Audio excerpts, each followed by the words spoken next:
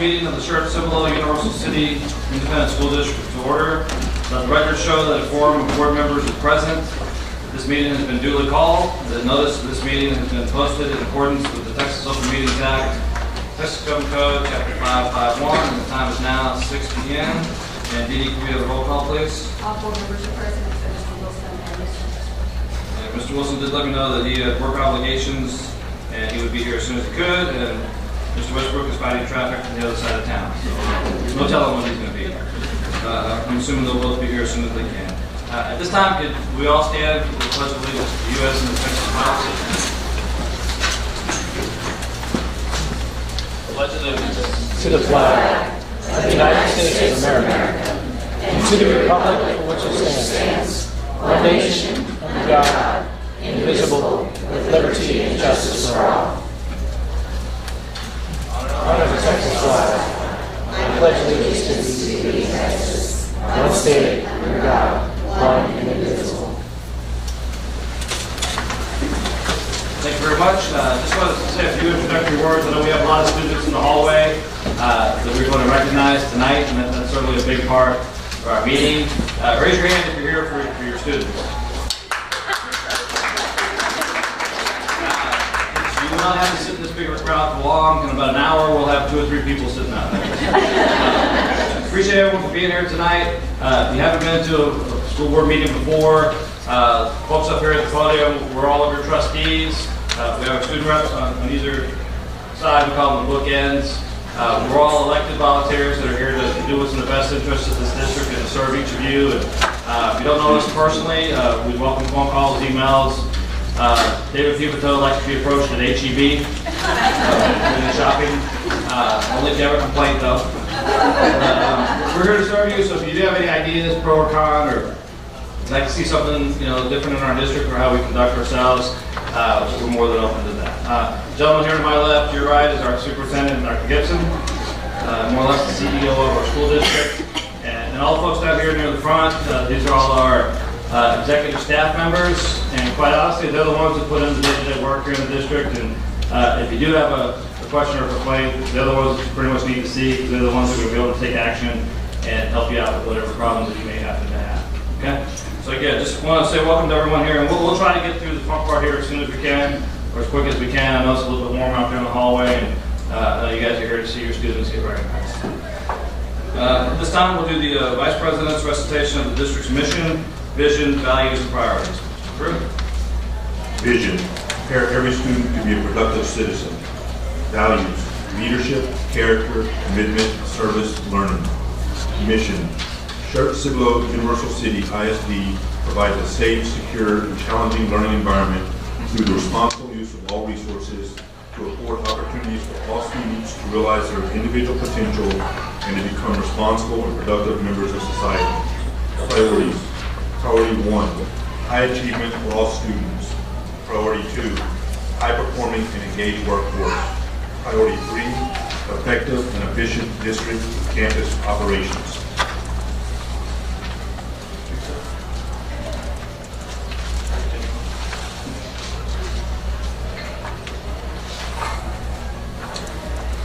I assume we're doing the belief statement.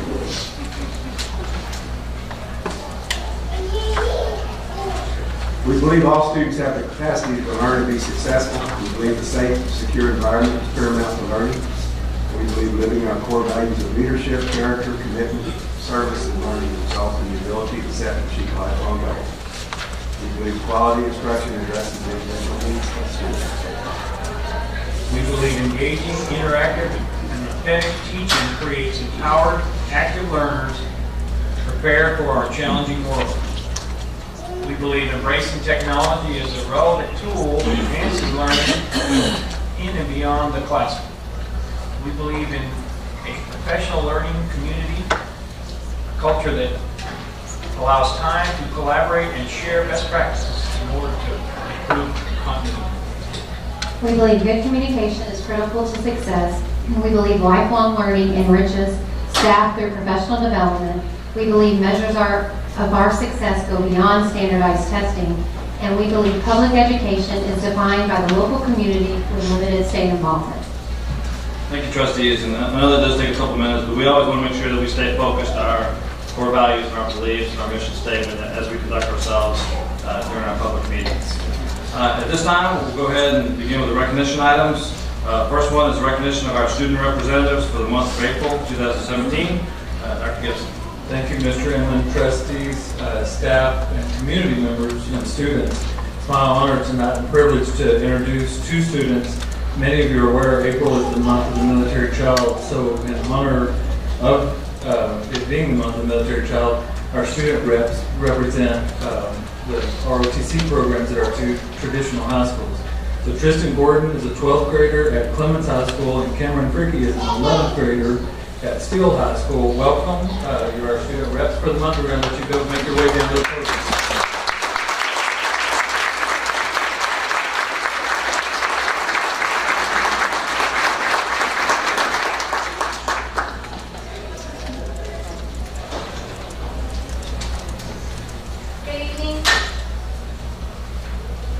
Good evening, Dr. Gibson, President Inman, and members of the board. It is my privilege to introduce Cadet Colonel Tristan Gordon as the Samuel Clemens High School Student of the Month.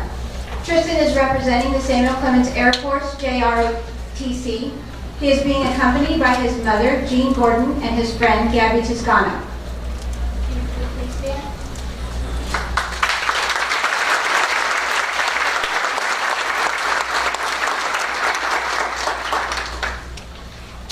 A special thanks to Colonel Bass and Chief O'Neill for being here tonight to support Tristan and for their leadership and guidance of our ROTC program at Clemens High School.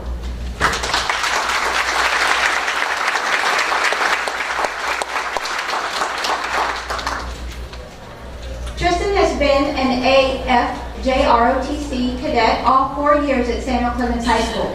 He has achieved the highest rank and position in the Corps, earning Cadet Corps Commander.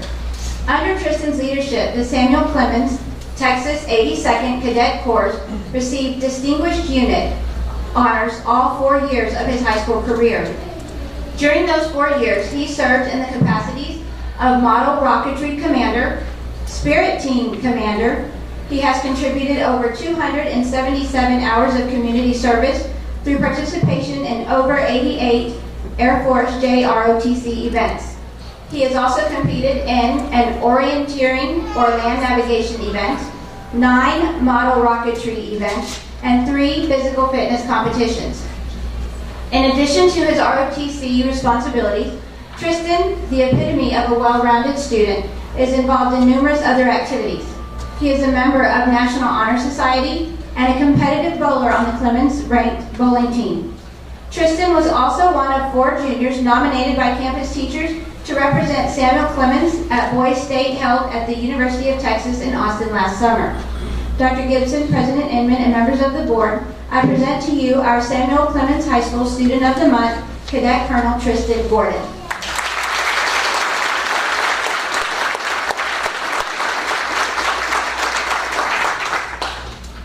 Good evening, Dr. Gibson, President Inman, and the members of the board. Thank you so much.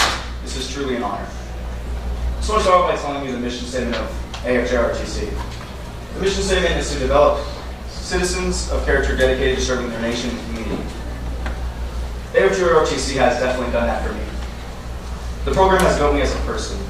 Not only has it helped me learn so much about the military, but it's helped me learn about myself. On the first day of school, when I walked in the doors and I saw my schedule, I looked at it and I saw ROTC as my 6th period, and I said, you know, I just don't know if this program is for me. I was going to drop out of it. I was going to go to the counselor and drop the course whenever I got the chance. But the chance never came around, and I'm really glad about that. I found myself getting really involved with ROTC, starting with the Model Rocketry program. And because of ROTC, I got involved with the community as well. I accumulated several hundred hours of community service through the span of my high school career. ROTC has taught me one very important skill, time management. Now, not only since starting the program, I've been able to be a part of the rocketry team, the spirit team, and the PT team, and find balance between school and the extracurricular activities that I'm involved in. The one thing I applaud the program for is teaching students and cadets life skills that you can use outside the classroom.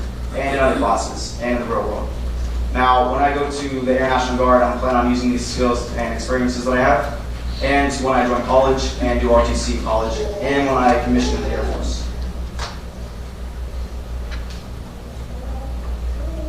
The program has taught me so much. The only thing I like most about the program is it's taught me so much about pride. The one thing that I can say about pride is that some students wear the uniform as just another article of clothing, but I wear it very pridefully. In the mornings before uniform day, the days following uniform day, I put on my uniform several days in advance, making sure that my uniform is spot on, making sure that I look way up on par with the standards.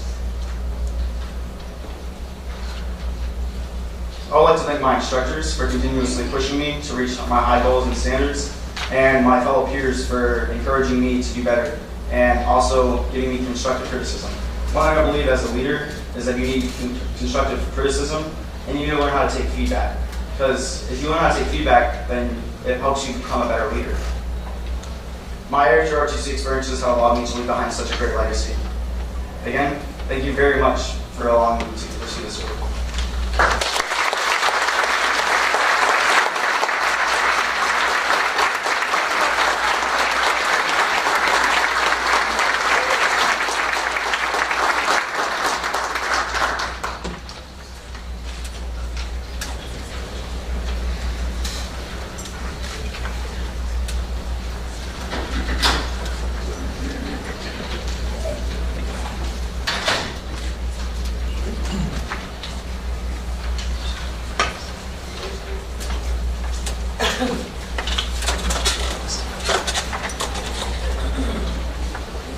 Good evening, Dr. Gibson, President and members of the board. At this time, I would like to introduce you to an amazing young woman. She was born at Shepherd Air Force Base in Wichita Falls, Texas, and since birth has moved 6 times, living on 5 Air Force bases along the way. She is now a junior at Steele High School, a member of the Floral Club, on the AV Honor Roll, and an active member in her church as a leader of the Special Needs Youth Group. She has an overall GPA of 98.3 and is currently ranked 62 in her class and was inducted into the National Honor Society earlier this year. For the past 3 years, she has been an exceptional cadet and a member of the Steele Air Force Junior ROTC academic team. This team recently competed with over 880 schools, and only 8 Air Force teams were selected for the national competition this summer. So despite her family moving to Arizona this summer, she is still going to join her team to represent Steele and compete for the joint Junior ROTC National Academic title in Washington, D.C. this June. This past March, she also participated in the Model United Nations, where individually she was a recognized competitor and her team placed first in Division 1. Following her high school graduation next year, she plans to attend the University of Arizona to study either nursing or pre-med. Tonight, she is represented by her father, Lieutenant Colonel Luke Fricky. Please stand to be recognized.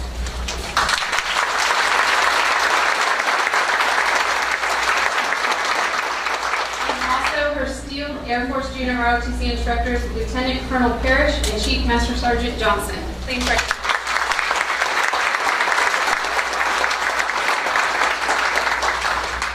Now it is both my honor and pleasure to introduce you to Ms. Cameron Fricky.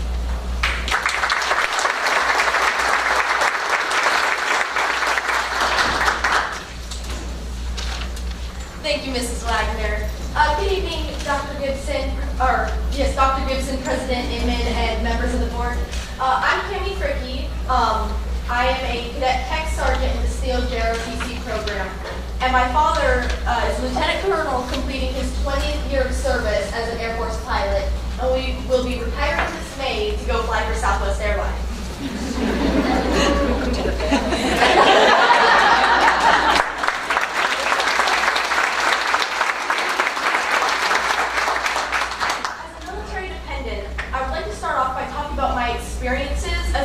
And my experiences going school to school, state to state, country to country. As Ms. Wagner just said a moment ago, I've moved 6 times, which 6 isn't a ridiculously large number by any means. But when you think about it, for a child to be moved from somewhere she has just gotten accustomed to, she has just gotten emotionally invested in her fellow peers, her students, the programs, and then to be just uprooted and moved one move is enough. 6 moves is quite a bit. It's not bad being a military child. It's actually a very rewarding lifestyle. I mean, getting to see the world, meet so many new people, be part of an even bigger family. But it's still rough. I don't think that military children get recognized for the amount of strength that they have to cope with the stress and the situations they're put in. This is actually my second time being in SCUCISD. I got here towards the end of my 3rd grade year from Arizona, and I went to Watts, went to Wieterstein, went to Barbara Jordan, went to Dobie, and then I moved out to Korea. I came back, and so this is my second time, and I came back just in time for my freshman year at Steele High School. When we came to get enrolled in the system, the faculty and staff made it as painless as possible, getting my Korean credits rolled over and accepted, getting me actually enrolled in time. They were so very helpful with that process, which was very much appreciated, because back before, I couldn't realize that I was a child. Now I'm at least able to acknowledge all the hard work that went in. On a social level, however, it's still very difficult coming back. I knew my peers when I was a child, but I mean, the change between a 10-year-old and a 17-year-old is very drastic. So when I came here, I was very worried about how am I going to integrate back into the school, back to these people who I used to know and knew me as little 10-year-old me. I realized that joining a club or organization would help me with that, especially one with a very strong sense of community such as ROTC. Now, a social aspect is honestly one of the main reasons I joined ROTC.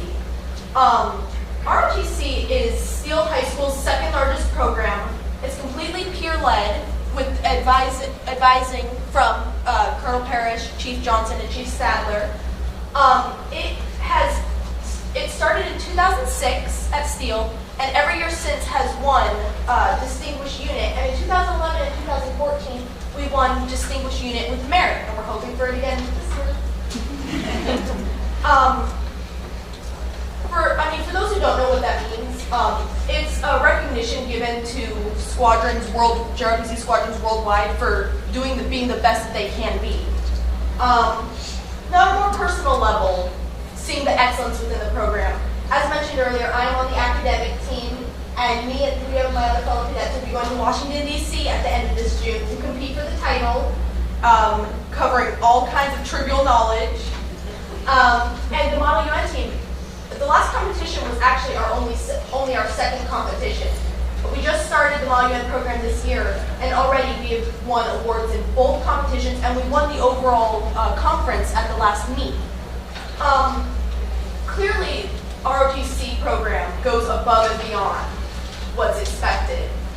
We have goals that we strive to meet just to uphold our excellence, which is we want a cumulative GPA of at least 87%. We want each cadet on average to do 24 hours of community service, and 5 fundraisers a year are dedicated to charities in the local area and the community. This program allows for more than just the stereotypical high school friendship. ROTC cadets can say more than, oh yeah, we're friends. We're able to work together to see how we grow, how we change, how we become leaders together, and how we benefit the community around us. The district, and more specifically JROTC, allows military children, and all children in general, to ease more naturally into a new school, new environment, and has created a community that will last even when I move after this year. I can only hope that my next school will be as supportive towards military children and children in general as SCUCSISD and Steele has been. Thank you all so much for your time.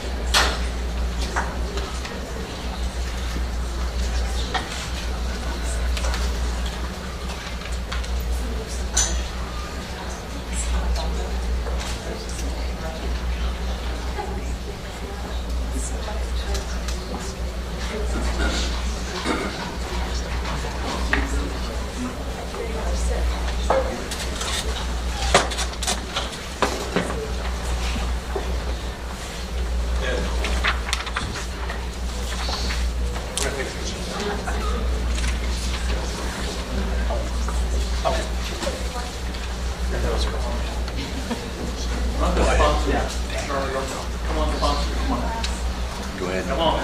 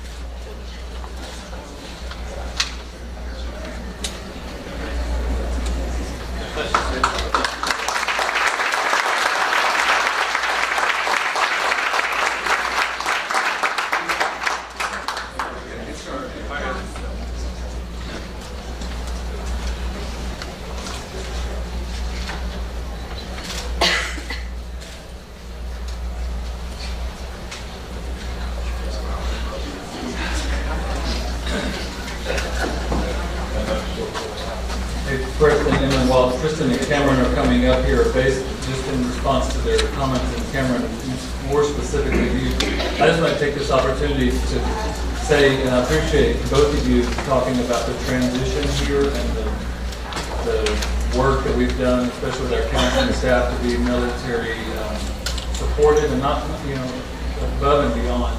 What you may not know is that we applied for a grant this last year to the tune of about $1.5 million, where we're even enhancing that effort. It's all about transition from military students, and we're going to re-up for this next year, we're going to re-up for the next year, and the next year, and it just grows.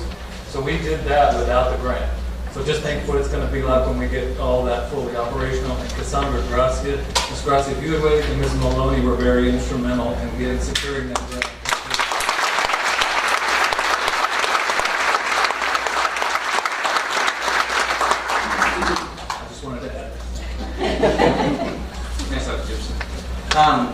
Next item is recognition of board action for the resolution in recognition of the month of the military child.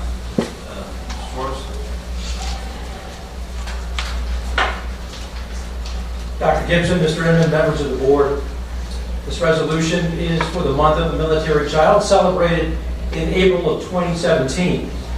And it reads like this: whereas the Schertz-Cibolo-Universal City Independent School District celebrates the month of the military child throughout the month of April, and whereas SCUC understands, while it recognizes the active duty or reserve service member, it is important to remember that kids serve too.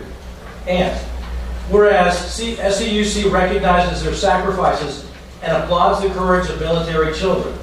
And whereas SCUC recognizes that military children make an invaluable contribution to our nation through the support and understanding they give to their military parents who often undergo numerous deployments. And whereas SCUC is sensitive to the vulnerabilities children of military parents make with the constant possibility of being uprooted from family and friends through military transfers. And whereas SCUC is committed to providing these children with high-quality services and support to help them succeed in the unique challenges they face.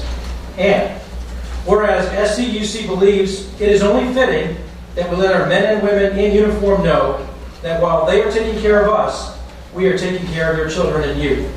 And whereas these children and youth in the Schertz-Cibolo-Universal City Independent School District are a source of pride and honor to us all and are heroes to us too. Now therefore be it resolved that the Board of Trustees of the Schertz-Cibolo-Universal City Independent School District does hereby recognize the month of April of 2017 as the month of the military child, and strongly encourages community members and stakeholders to personally express their appreciation to all children of military families for their courage and sacrifice. Passed and adopted this 18th day of April 2017 at the regular meeting of the Board of Trustees of the Schertz-Cibolo-Universal City Independent School District. And if we can, anyone who is a child or was a child of a military member, we'd like to recognize you. If you please, will you stand up?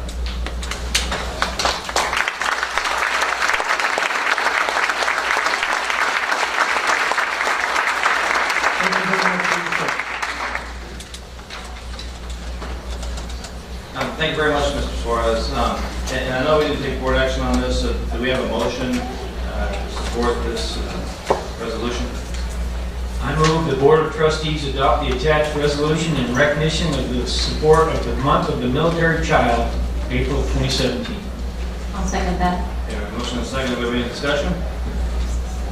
I'll just add as well, and I know the cadets brought it up, that several years ago we did a strategic plan, and trustees were asked to just name a few things that are unique about this district, and I think the first thing that we came up with was just the military culture that we have here. And, I personally moved here back in 1980.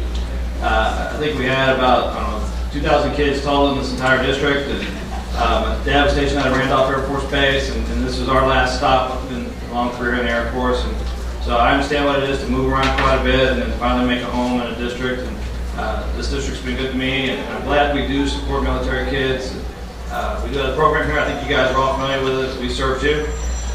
The kids do truly serve as well. So, do we have any further discussion on this item? Screw.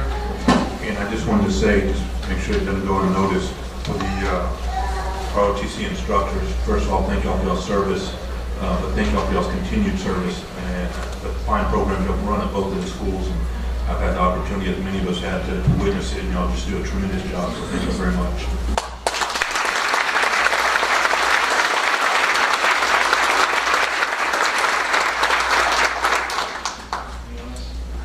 With that said, all those in favor of this resolution, please raise your right hand.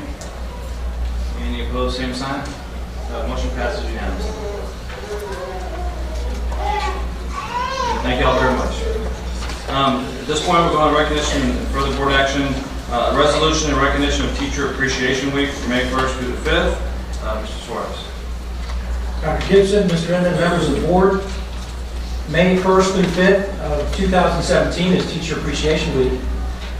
And we would like to read the following resolution for the record. Whereas the Schertz-Cibolo-Universal City Independent School District develops and cultivates community partnerships such as professional learning communities in schools to support the work of teachers and welfare of students.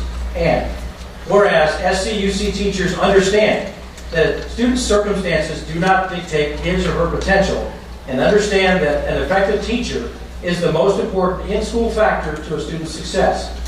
And whereas SCUC teachers spend countless hours preparing lessons, evaluating progress, counseling, coaching students, performing community service, and sharpening their skills through professional development. And whereas SCUC teachers open the door to discovery of places and things where children have the freedom and opportunity to display creativity and imagination.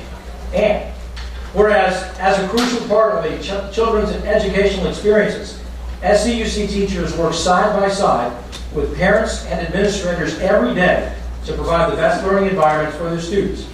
And whereas SCUC teachers provide a safe, secure, and challenging learning environment through the responsible use of all resources to afford opportunities for all students to realize their individual potential and become responsible and productive members of society. And whereas SCUC teachers prepare every student to be a productive citizen and help instill the core values of leadership, character, commitment, service, and learning.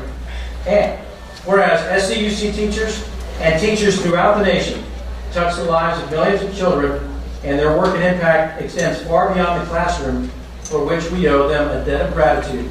And now therefore be it resolved that the Board of Trustees of the Schertz-Cibolo-Universal City Independent School District does hereby recognize the week of May 1 through 5, 2017 as Teacher Appreciation Week, and strongly encourages its community members and stakeholders to personally express their appreciation for our teachers' dedication and devotion to their hard work. And if we may, we'd like to get anyone who is an educator right now or has been so in the past to please stand up so we can recognize them.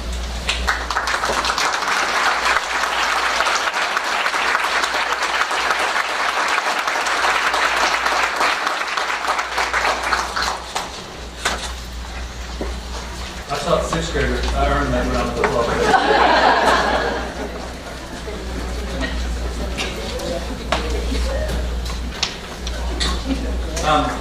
Just as with the previous resolution, this also requires board action. So initially, do we have a motion to approve? I move that the Board of Trustees adopt the attached resolution in recognition of Teacher Appreciation Week, May 1st to the 5th, 2017, and encourage all community members and stakeholders to personally express their appreciation for our teachers and their dedication and devotion to their work. Second. Have a motion and a second. Do we have any further comments? Well, I taught third graders, fourth graders, fifth graders, and sixth graders. And I even dabbled with 7th and 8th graders for a little while. 4 weeks, that's all I could stand. The lunchroom, well, never mind. Anyway, I think this is, it kind of dovetails with our last recognition, I think, because, I know the teachers. And when I say teachers, I'm talking about superintendent, associate superintendent, assistant superintendent, directors, counselors, especially principals, vice principals, teachers, custodians, cafeteria workers, because they all teach. Maintenance people teach. We all teach. And dovetailing with our last recognition item, I think Cameron spoke so eloquently about having help, getting help, and getting assisted and being taken care of. Moving into a district, new district. And I think, teachers do that with all students. But they're especially mindful in this district because many of our teachers are children of military families. And they understand what it's like. And so they take care of our students. And I have had the privilege of working with many, many outstanding teachers in this district. For 22 years, and it was an honor and privilege that I had. But I just want to echo my sentiments about the honor that we bestow on these teachers and recognizing them for just 1 week. I like to recognize them every day of the year, and I think most people do. I know their students do. But I just want to say it's honor for me to be up here and to be recognizing the teachers in our school district. And when I say teachers, I mean all these folks. Thank you. Appreciate it. Anyone else? I don't mean just real quick. I think people get into this profession for many reasons, and I think people that stay in this profession stay in it because they love teaching and they love what they do. A couple things, those who don't know it, I retired from law enforcement recently, and I used to always joke when people said, you have a hard job. I said, have you ever tried teaching little kids? I would rather deal with some of the people on the street. At least I can deal with them other ways. So. The other thing is I have 4 kids that have been through this district or currently in this district, and I apologize for some of them. Some of y'all have them now, and I still apologize, but y'all earn this recognition more than others because of my kids. But in all seriousness, I truly cannot be more pleased with the level of instruction my children get. They come home with homework, and I just like, wow, this is just such a great assignment. I can't believe that they're thinking of teaching kids about stuff like this level. I never got that as a kid. And it goes to their enthusiasm and their creativity and the district's goals and how everything aligns together. So I just like to say from Dr. Gibson, on down to every individual teacher, thank y'all so much for what y'all do and keep it up. Anybody else? Okay, with that, all those in favor of the resolution, please raise your right hand. Any opposed, same sign. Motion passes unanimously. All right, the next item on the agenda for recognition is a new Teacher Academy participant recognition. Ms. Cannon.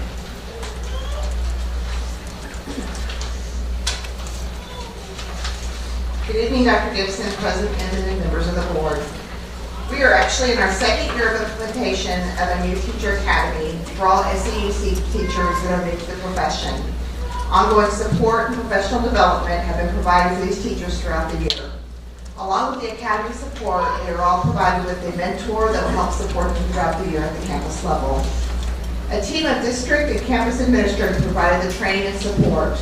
We would like to recognize the following team members for their commitment to the success of this academy and ask them to please stand and be recognized. We have Aaron Ryan and Michelle Payne, who are both ELA coordinators for the SAS department.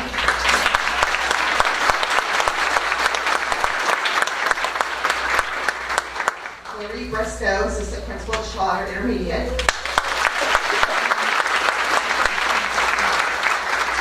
Amy Denman, assistant principal at Green Valley Elementary.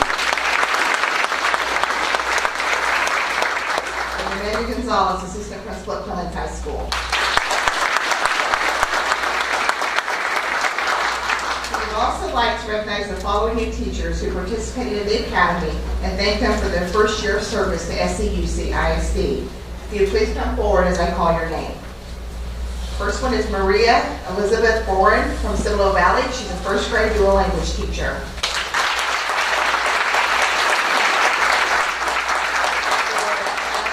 Cibolo Valley, second grade.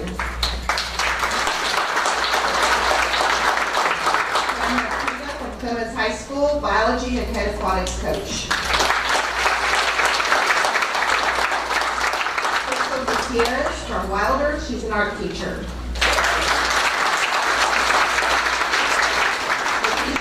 From Schertz Elementary, pre-kinder teacher. Douglas from Green Valley Elementary, special education. Kimberly Bensor from Schwager Intermediate, 5th grade math. Ryan Ingersoll from Wilder Intermediate, 6th grade math, dual English. McDaniel from Green Valley Elementary, 3rd grade. Rosa Rivera from Schertz Elementary, 3rd grade, dual language. Nathan Carlton from Cibolo Elementary, kindergarten. Ryan Rosh from Steele High School, math and inclusion special education. Carol Saceda from Clemens High School, biology and forensics.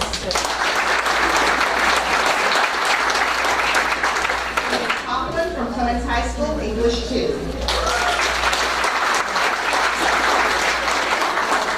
Marla Griesenhahn from Steele High School, family and consumer science. Lisa Hoey from Steele High School, physics and astronomy.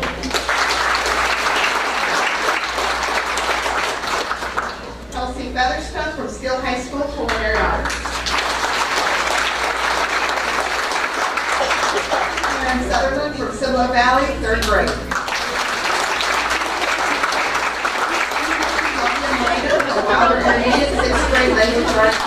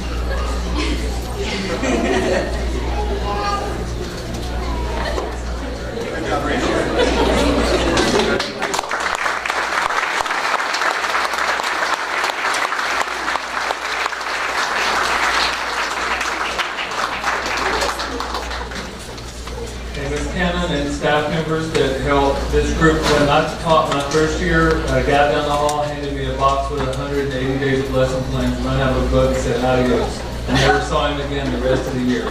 That was the extent of my brand new teaching orientation. For the life of me, I don't know why I didn't quit. Because it was very, very lonely, but I had 2 kids at home, so I had no choice. I had to stick with it. This, though, what you guys did in a way of not just helping them navigate a very tricky first year as an educator. In most cases, we say your 4 years of college lasts about through the 3rd day of teaching. And then it's what do we do on day 4? So but in addition to that, also bringing them into the SCUC family in the way that they should be brought in. So we hope to see them retire here in however many years it's going to take them to retire. My first teaching was 1973. I'm old. You know, I'm not telling you. I was handed a box my first week too. It was an empty box. It was a moving box. It was a moving box.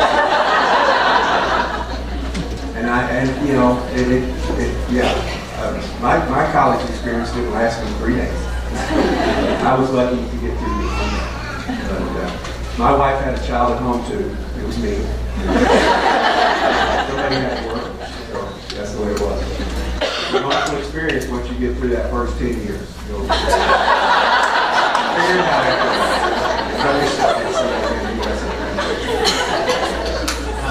I bring my lesson plans up on the way to school every day. And now we have recognition of student achievements. I know these kids been out here in the hallway, it's burning up out there. Does anyone know why they're still out there? Yes. All right, let's go ahead to student achievement recognition. Ms. Chen. Hi, good evening, President Inman, Dr. Gibson, and members of our board. Tonight we're here to recognize our students who have achieved outstanding academic and athletic distinction. We applaud their commitment and dedication to perform in these areas and to bring excellence to our district. Students, parents, and friends, thank you for joining us tonight for this chance to recognize academic and athletic excellence. And I know our students aren't in here, but congratulations to them on their accomplishments. So tonight we're going to start with girls basketball. Two young ladies were recognized by both the Texas Girls Coaches Association and the Texas High School Coaches Association for their academic and/or athletic skills in basketball. Nominated by the head coach and voted on by a committee of basketball coaches, the TGCA Academic All-State is awarded to a senior who has maintained a 94 or above GPA all 4 years. The TGCA All-State Award is based on skill and statistics. The Texas High School Coaches Association recognizes high school athletes who excel academically based on their GPA, class rank, and ACT or SAT score. These 2 young ladies were also recognized as academic All-State and honorable mention from this organization. Tonight we recognize from Clemens High School, Mariela Hernandez, and she received academic All-State, and Alexis Popham with All-State for both organizations.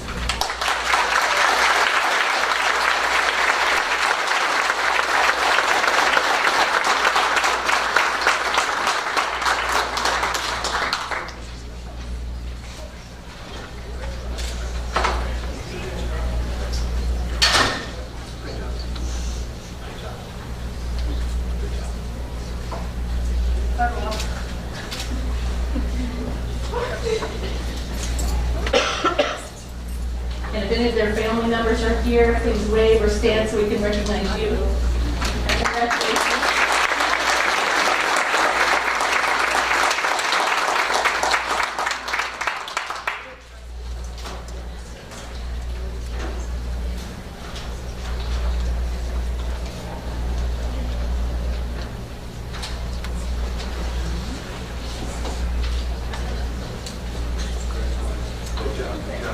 Congratulations, ladies.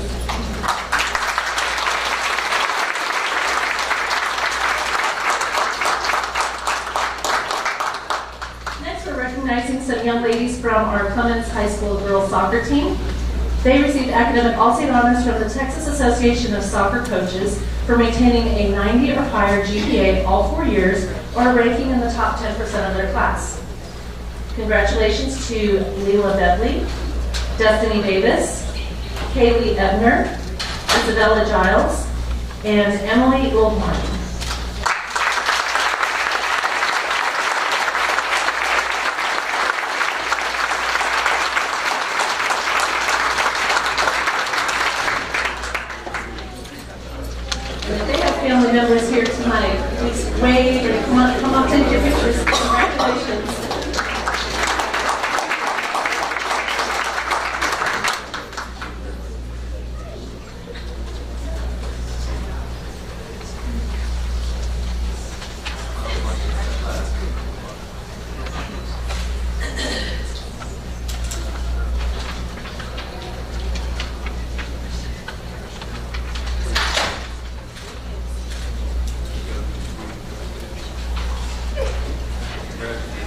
Congratulations.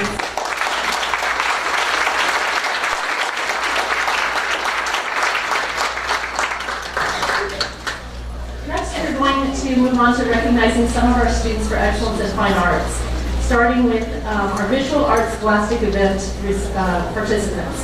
In February, they participated in the 2020 competition. Student art pieces were judged and rated on a scale of 1 to 4. Students who received the highest rating advanced to the area round, where the top 10% were selected for advancement to the state level. The following students' artwork has been selected for the state-based contest that will be held at Madison High School, April 28th to 29th next week. From Steele High School, please help me congratulate Chloe Barbier and Elizabeth Pollock.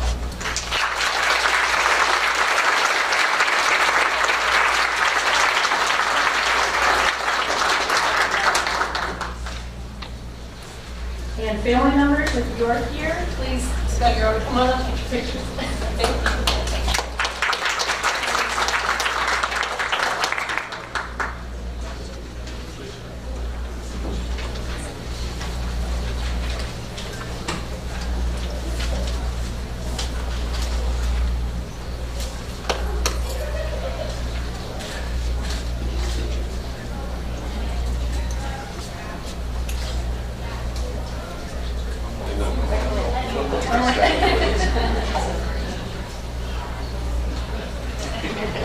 Congratulations.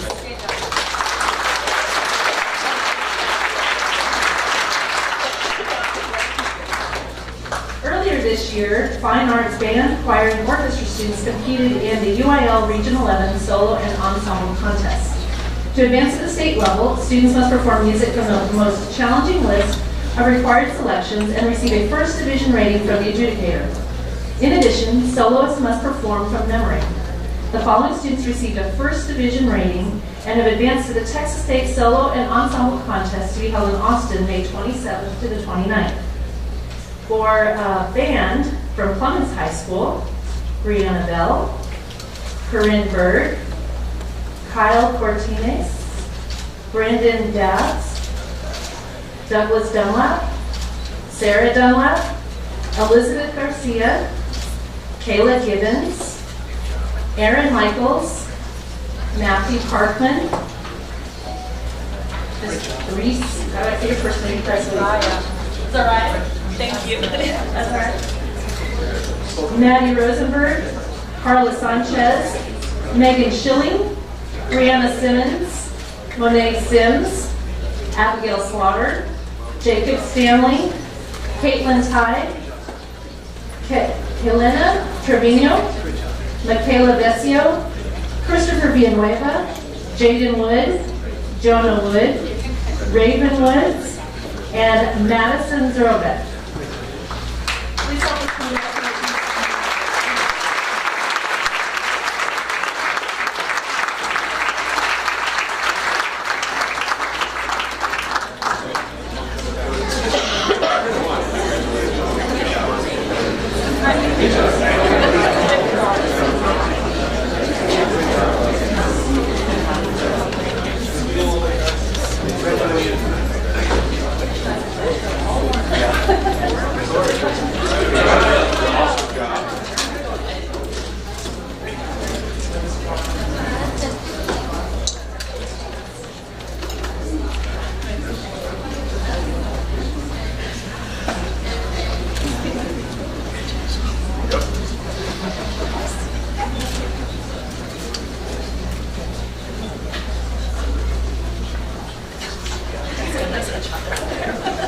Not done yet.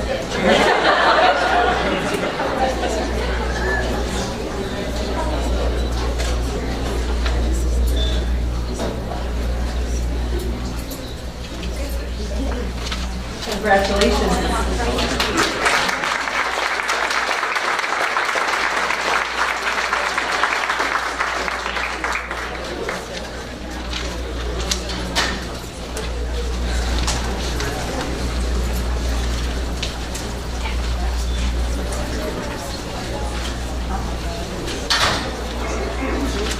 We have one student from Steele High School who was able to make it here from band. He's going to the State Solo and Ensemble contest. Congratulations to Emma Anderson.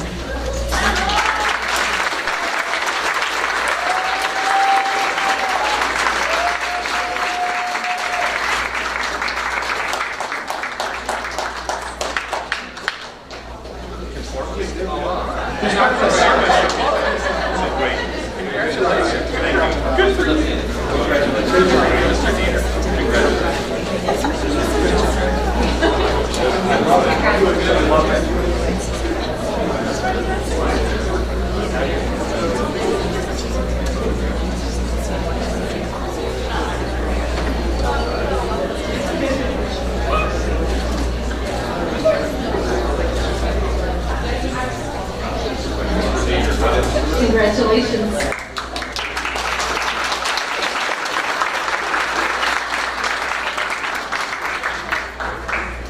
Next, we'll recognize our students in choir who are going to the State UIL Solo Ensemble Contest. From Clemens High School, Adriana Longway, Corinne Middlestaff, Caitlin Roden, and Zariah Reese.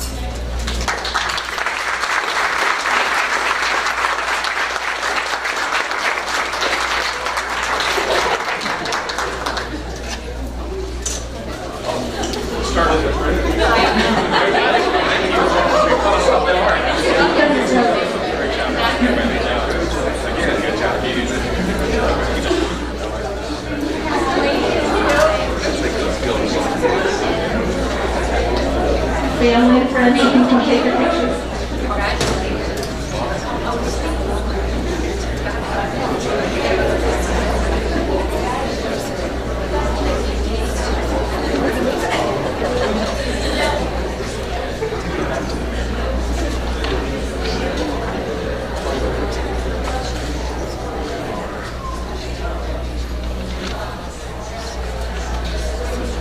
Congratulations. Good luck.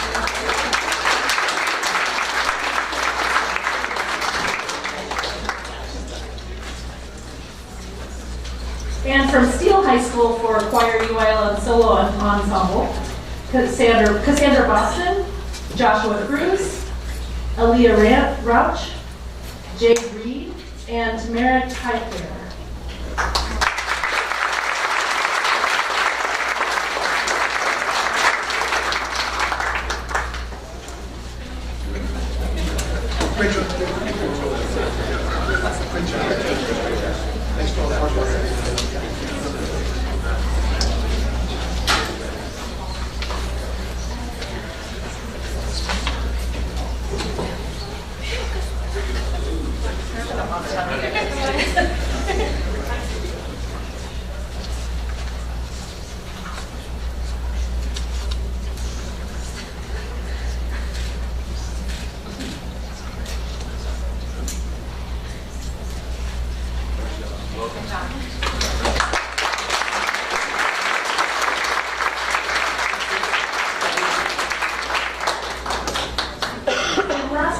Not least, we're going to recognize our orchestra students who are going to the UIL Solo Ensemble Contest. From Clemens High School, I'm going to start with Mr. Reese, Azariah. You may have heard his name. This is his third time. He's going to say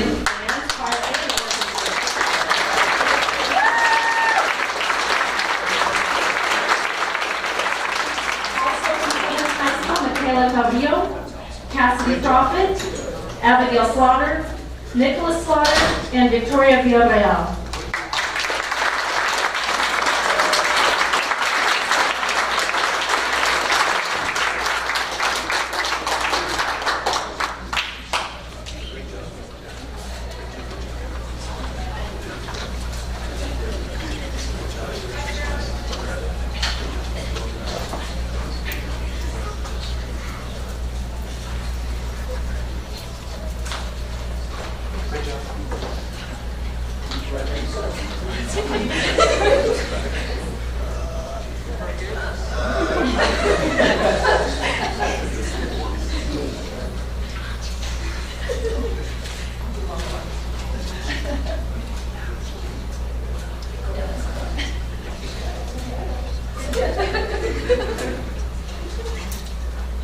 Congratulations.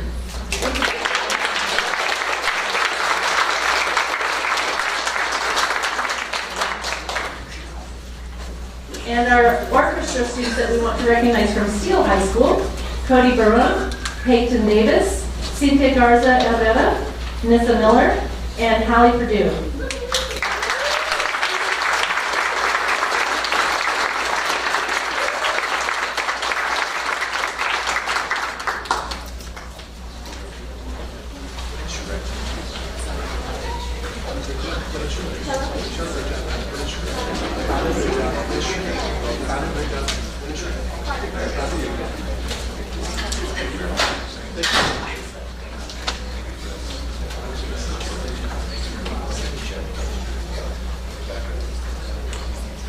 They won't bite you. I promise.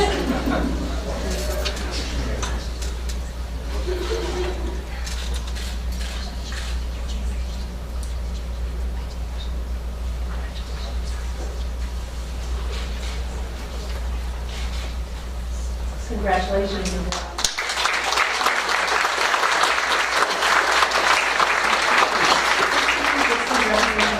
Thank you. All right, I just want to say thanks to all the students and staff. We're doing a wonderful district here. For those of you in the audience who made it this far, this has been the exciting part of our meeting. I promise you we will get to easements and budgets and some other exciting topics here in a little bit. This time we're going to go into public comments if we have any. Katie? None? Do we have any correspondence that anyone wishes to discuss with the board? All right, we're going to do one last thing here. We'll take a break, and cadets, you can be free to leave at that time if you wish to. Okay. Anyone else? We're going to take about a 5-10 minute break here in a second. We're just going to do a report on board advocacy. This is an opportunity for each trustee to just talk about some things that he or she may have done over the past month or so, just to keep all of us informed of what involvement they've had and things that they've learned out there in the community. So we'll start off with Mr. Drew. The only things I had, I had the opportunity to go to the CIS dinner, which I thought was a great success. I really enjoyed it. They had great food, great raffle, great group of people there. So I thought it was a great event overall.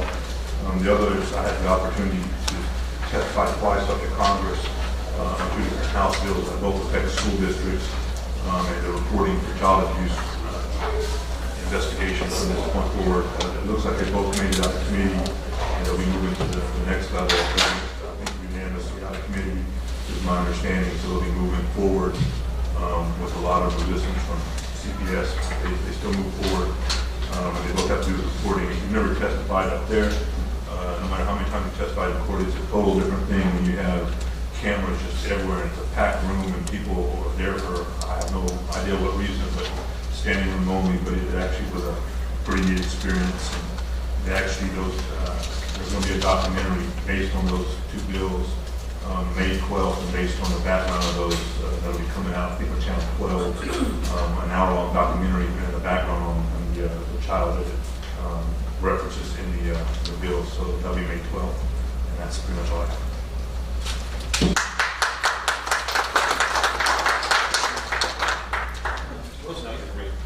You want some applause as well? No, I'm not for you. All right. This question. I'm not seeking glory, but I had the opportunity to visit Steele High School. I got to see some PLC in action. Some students from some teachers from Clemens were actually over at Steele, so they were, I guess, doing some PLC stuff coming together. Cibolo Valley, great dual language program. I met some incredible teachers, and some of the students actually spoke to me in Spanish. That's pretty much the level of my language ability. It was eye-opening. You're doing a great job. Had the opportunity to go to math night, also in Cibolo Valley. I did beat, I think, a 4th grader in some contest. Hey, I don't mind. I beat him, man. Win is a win. I still know my basic math, area. Had the opportunity to go to Weirstein. I think they were doing some UIL training. They said they were reinitiating some UIL training. There was a group of 5 students that were preparing for some UIL. I talked to Dr. Gibson about that, about how. So that was interesting. And had an opportunity to go to Georgia today. Once again, they were doing blitzing and doing some PLC stuff. And it's sort of going back. I actually saw 2 excellent sort of examples how involved and emotionally involved teachers are. They were getting their star results back, and so Principal Curtis came in one class, and they were cheering. You know, they didn't know I was there. They were like, then they shut down when they saw me. I'm like, oh, cheering. So they were great because they had great scores coming back. And so on that same light, we went down there where they were doing project-based learning, and there was a teacher actually sort of crying. And Principal Curtis says, you know, STAR testing is not everything, but she says, no, I have a plan. I have a plan. That's what she kept saying, and she was crying. And Curtis gave her a hug, and from those scenarios, from being super elated to crying, there's an emotional attachment. And I told her that's exactly the reason why we wanted you here, because you have an attachment and you want to get better. And so I enjoyed it. I think the school district is going great, and I enjoyed my visit. So thank you very much. Thanks, Mr. Peterson. Good job, Robert. Thank you. I do my watchdog thing at Green Valley Elementary on Tuesdays, and I'm happy to do it. I love it. Have a great time. My granddaughter acknowledges I'm there as long as I bring candy, but other than that, it's not relevant. My youngest granddaughter will be in kindergarten there next year. She will probably be happy to see me. But it's a wonderful experience. I was able to do a high-level rounding, what's it called? Yes, high-level rounding at Wilder Intermediate School, my old stomping grounds. Hadn't been there in 10 years. But I was excited to be there. It looks great. The campus looks great. I got to see the new wing. Got to visit with some old teacher friends of mine, and wonderful experience. And I appreciate that. It'll be at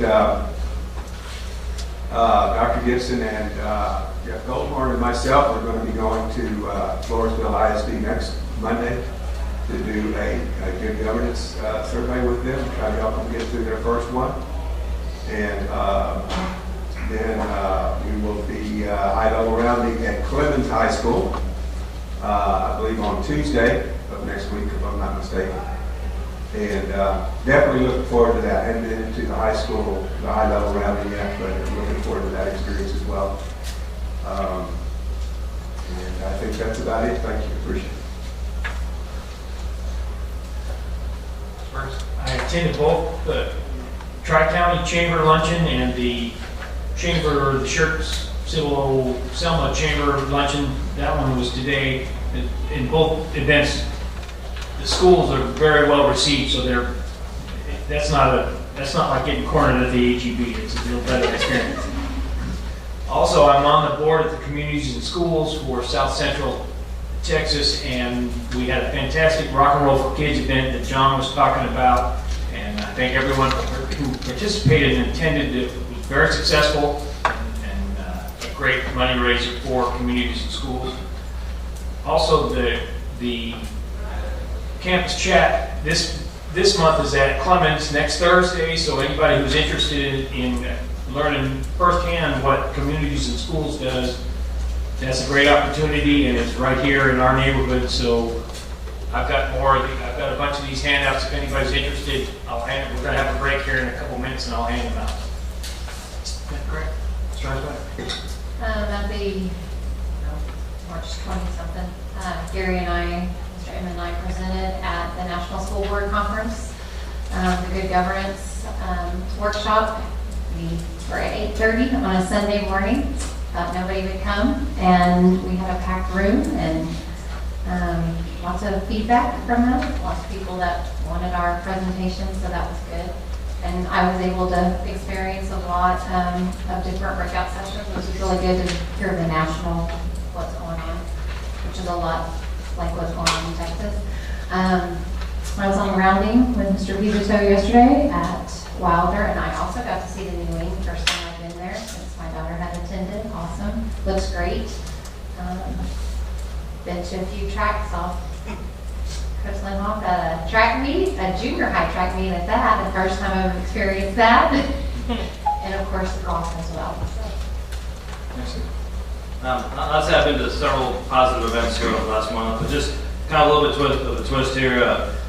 We've always tried to have a very good relationship with our fellow governmental entities, City of Cibolo-Universal City, Schertz and whatnot, and went to a function of the Schertz, and also went to the Cibolo City Council meeting where they started talking about the toll road and 1103, And I've invited some officials from Cibolo to come to the school board meeting here within the next month or so, just so that they can, in public here in front of us, just inform us of what's taking place, what the options are going to be. We don't have a direct say in what happens there, obviously, but whatever does happen is going to have a huge impact, not only this whole area, it's certainly going to have an impact on the school district and the population growth over the next several decades, transportation issues, busing, I mean, you name it, it's going to affect all of us as well, even though we don't get a seat at the table, so to speak. So just want to keep everybody informed of that. Right now, as we speak, the Schertz City Council is meeting in Cibolo Valley Elementary, and I think that's probably a lot more exciting than our meeting here, quite honestly, from what I've heard from some folks. But I just want to let everybody be aware of that, and we'll certainly keep everyone posted. Okay. Anything else from the trustee? Take a shot at it. All right. With that being said, it's 7:07. We'll take a short break. We're just going to go into recess. We'll reconvene at 7:15. Gentlemen, appreciate you being here this evening. Cadets, appreciate your service to the district and to the country. And with that, we'll be in break and we'll reconvene at 7:15. Thanks. We'll go ahead and reconvene. Currently have a quorum. Mr. Westbrook will be here in a minute. Moving on to the new business, the report and discussion items. First one is a report on the 2014-2018 strategic plan report. Review required one. Dr. Edwards.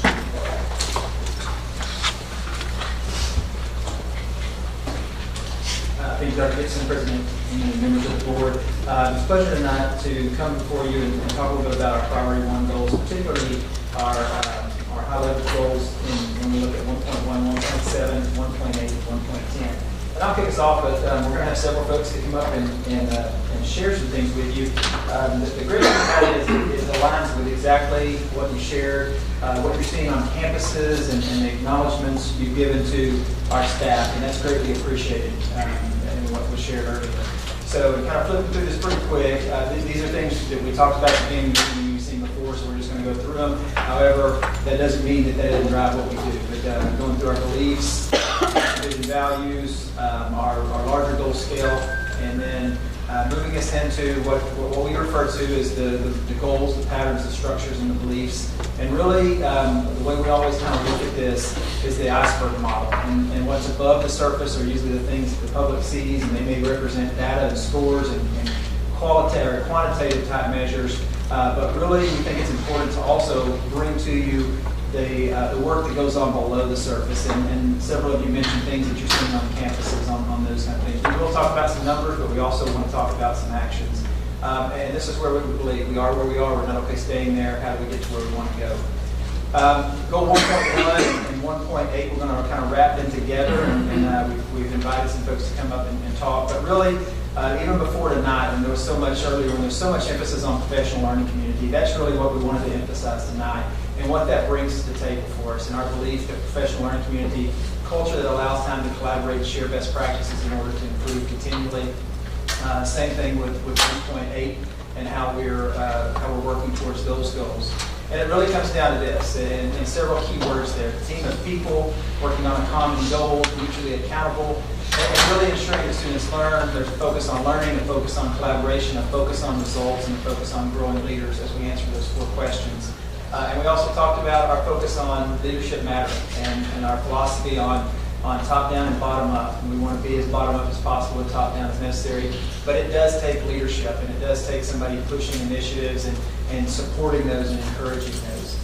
And this all aligns with our annual action plan, and we'll make several references to that. And you can look at, in that action plan, it talks about a couple of different things. Right now it talks about process monitoring, and we really had a lot of conversations about more of that progress monitoring as well, and what is that quantitative data.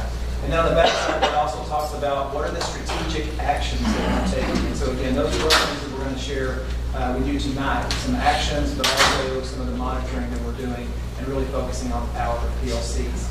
And with that being said, we've invited Ms. Kathy Leach, the first grade teacher PLC leader at Cibolo Valley, to come and talk to you a little bit about the story and the journey that the first grade team is on at Cibolo Valley. I think there was one of you that shared you had an opportunity to visit there and several other campuses over the course of this week. And so we really wanted you to be able to hear firsthand on the impact that growing this PLC culture is making and the investment that you and we have made in the teacher leaders that we've trained, and also talk a little bit about some next steps.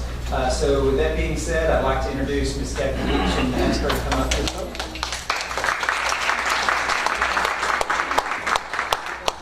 I brought some support. I brought some of my grade level up here as well. So I want to introduce Mrs. Rachel Hink, and Ms. Stacy Dieter, Ms. Joey Nevedomsky, and Ms. Jessica Larsball.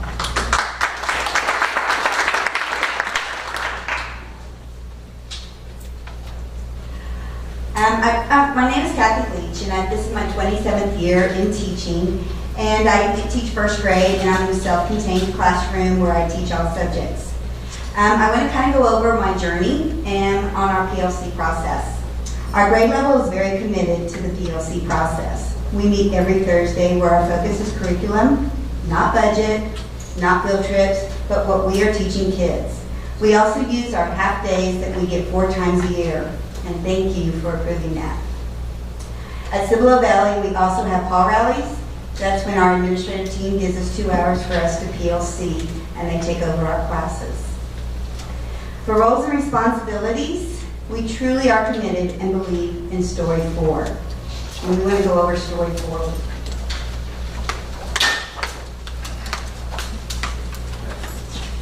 I can talk. Okay. We believe that all students can learn and must learn at relatively high levels. We believe it is our job to create an environment that results in the high level of performance. We believe we are confident that with the support and help, students can master challenging academic materials, and we expect them to. We believe we are prepared to work collaboratively with colleagues, students, and parents to achieve this shared educational purpose. We also have roles and responsibilities and trust. These are our norms every time we meet.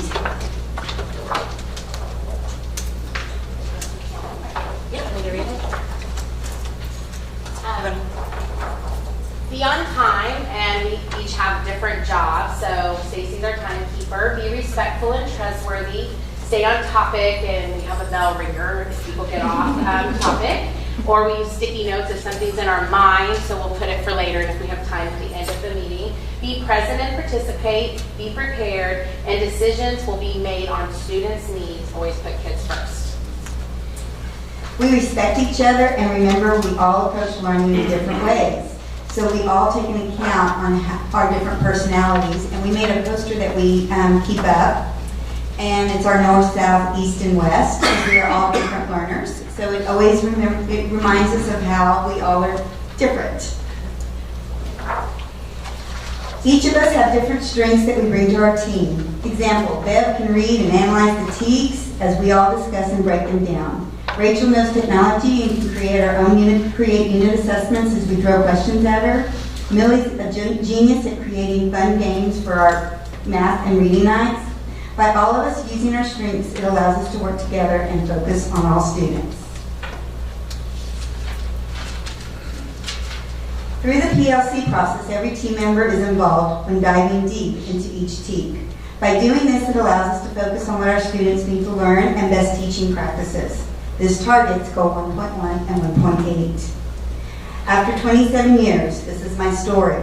Going through the 6-day PLC training was amazing. Being part of a true professional learning community has allowed me to grow so much more in my profession. You think, after so many years, is there really that much more to learn? Yes, there really is. In the last year and a half, our team has created common unit assessments, unpacked TEKs, and taught deeper instead of wider. We initially target the big rocks of the TEKs of each unit so every teacher is knowledgeable and competent in the targeted TEKs.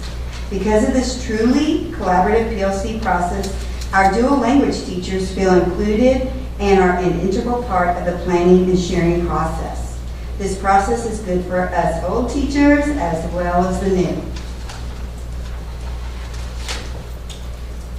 Every teacher is able to translate this information into quality instruction for all students in the classroom. We began on this journey by following our roadmap that we learned during the PLC process. We start with creating a pre-assessment, and after looking at our pre-assessment on each child, it drives our instruction. We have an example of our graph. This is the first graph is an example of one classroom, and each question on the how they scored on the pre-assessment and the post-assessment. So as a grade level, we look at the most missed questions, and then that will help us plan and drive our instruction. We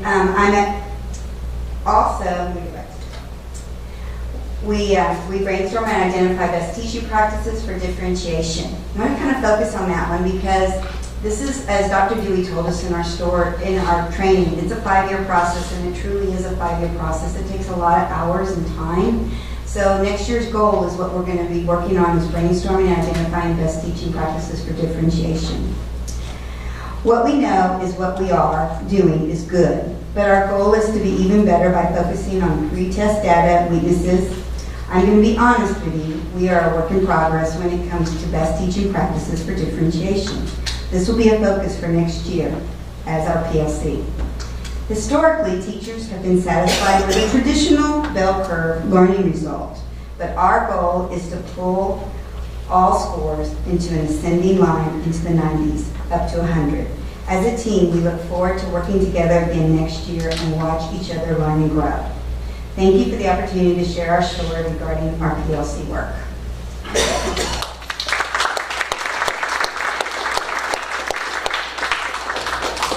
To just be able to share that a little bit with you, and thank you again, Ms. Leach and her team for coming in and sharing their story. And a lot of that story had to do with the work that goes below the surface, the analyzing data, the looking at pre and post tests, the understanding where students are in order to be able to move them where we want them to be, and just share a little bit of that. And looking at some next steps as we talk about that PLC journey, we do have several things that we are working towards. Spring continuous improvement visits have begun. We have several of those scheduled this week. And that's really a collaborative environment for district and campus administration to go over a lot of those PLC concepts using a continuum developed by Solution Tree. But just that, so we've really taken that qualitative approach, but we're able to get some quantitative data out of that. How are we doing? But it also is face-to-face conversations. In that process. Another component of that is really breaking down our common unit assessments, our district common unit assessments, and taking that all the way down to the teacher level and getting input from that, and that scales all the way back up to the top. And we started that with a SWOT analysis with principals, and they've done a SWOT analysis with all of their, right now with their core teaching staff about looking at those common unit assessments. The next thing in our journey for PLC is we also are on tap to have up to 100 more participants this summer going through a customized PLC training, not the same 6 days. And it shouldn't be, because we should be further along in that process than we were a year and a half, 2 years ago. And so this is going to be customized to where we bring in another 100 or so educators, teacher leaders predominantly, but a few of our newer administrators in that to continue that PLC work in the journey and Ms. Lee shared with us. And then also, just as we have focused walkthroughs, we've also done a little bit of pilot on PLC focused walkthroughs to where we work in collaborative teams with district and campus leaders on observing, I believe it was Mr. Westbrook said you saw some of the Clemens staff over working with the Steele teaching staff. Well, that's also what we want to do with administrators, learn with and through one another on effective PLC processes. And so that's as we continue our journey through the PLC process. One of the things we also want to share with you is it relates to goal 1.7, and we've actually asked Ms. Grassi to come and share a little bit of that, our Director of Counseling Services. Good evening, Dr. Gibson, President Inman, and all board members. Thank you so much for allowing me to share with you information concerning Goal 1.7.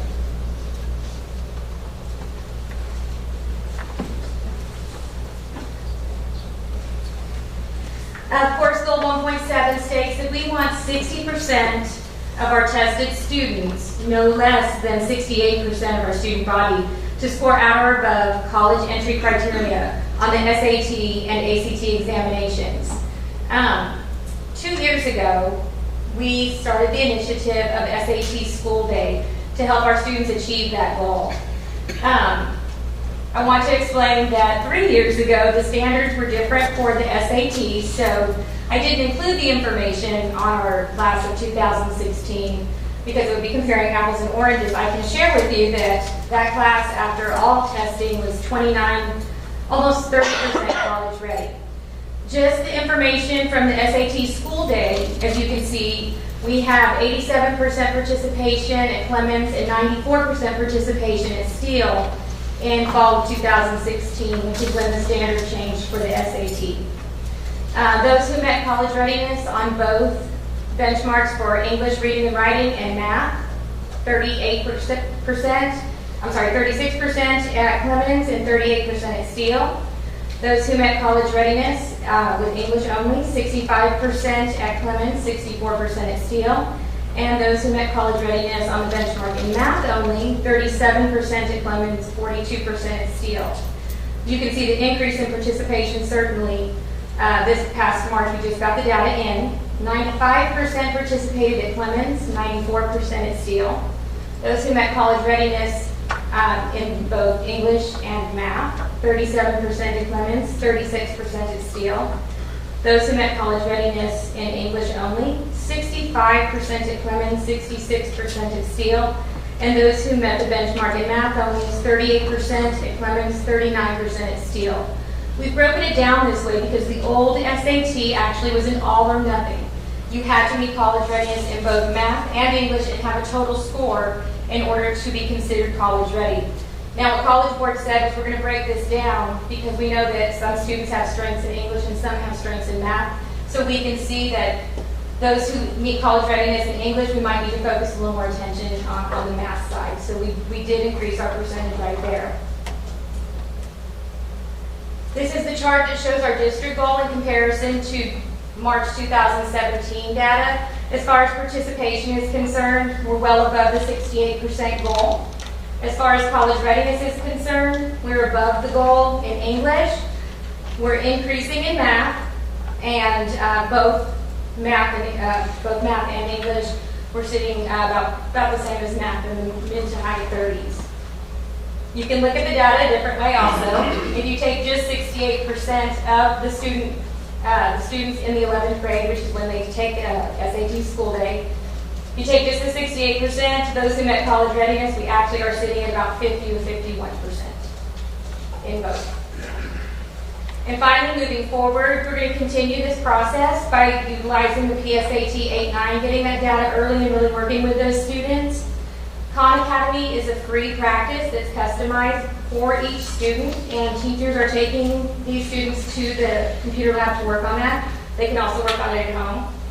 We're promoting our advanced academics, which of course prepares students for college readiness. Utilization of the PSAT, which all 10th graders take, and the top 5% of scorers in the 11th grade take. And we're working with the coordinators for further curriculum integration. We're hoping this continues to help our post-secondary readiness numbers in college, career, and military.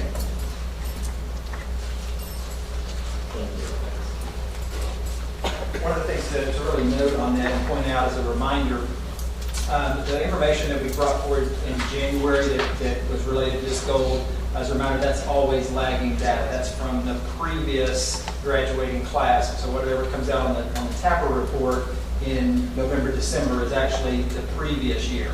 So when you look at that, this is data that's happening right now. And so when you, on that TAPR report, what we shared is what Ms. Aggressive shared is that we're just at about 30%.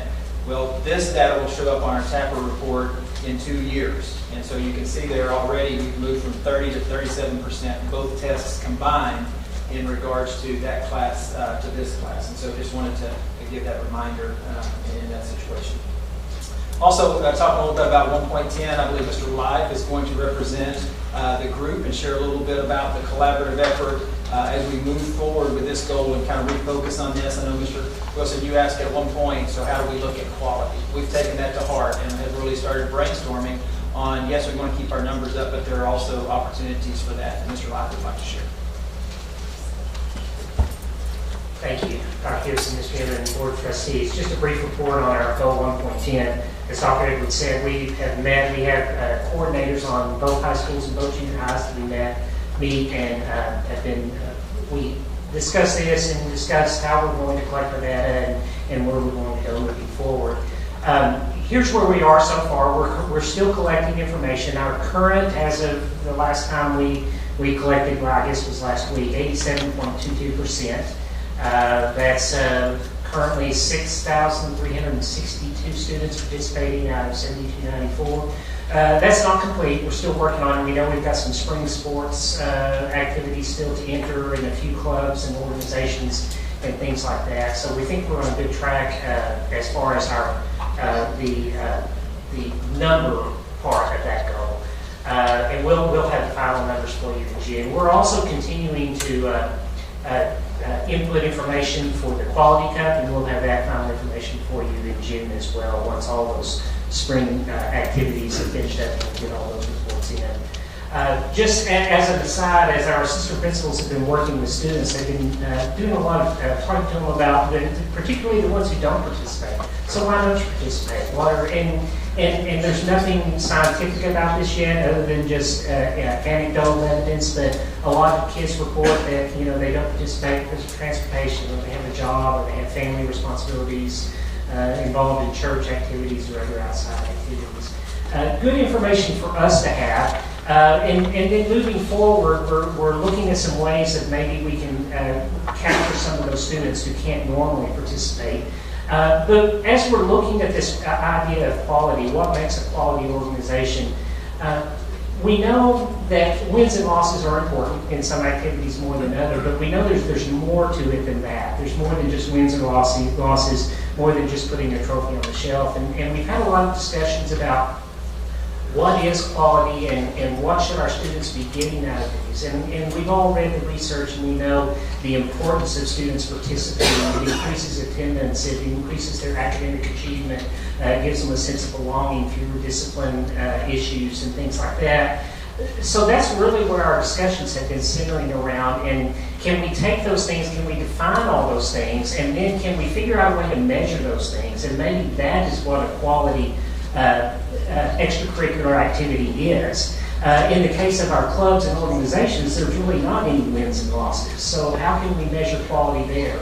And then in fine arts and athletics even are a little bit different. So we're starting to focus on 3 different areas that we have: athletics, fine arts, and clubs and organizations, which really would include a lot of those CTE type activities. And defining what we think is quality, what we think students should get out of those, and now let's figure out a way to measure that moving forward.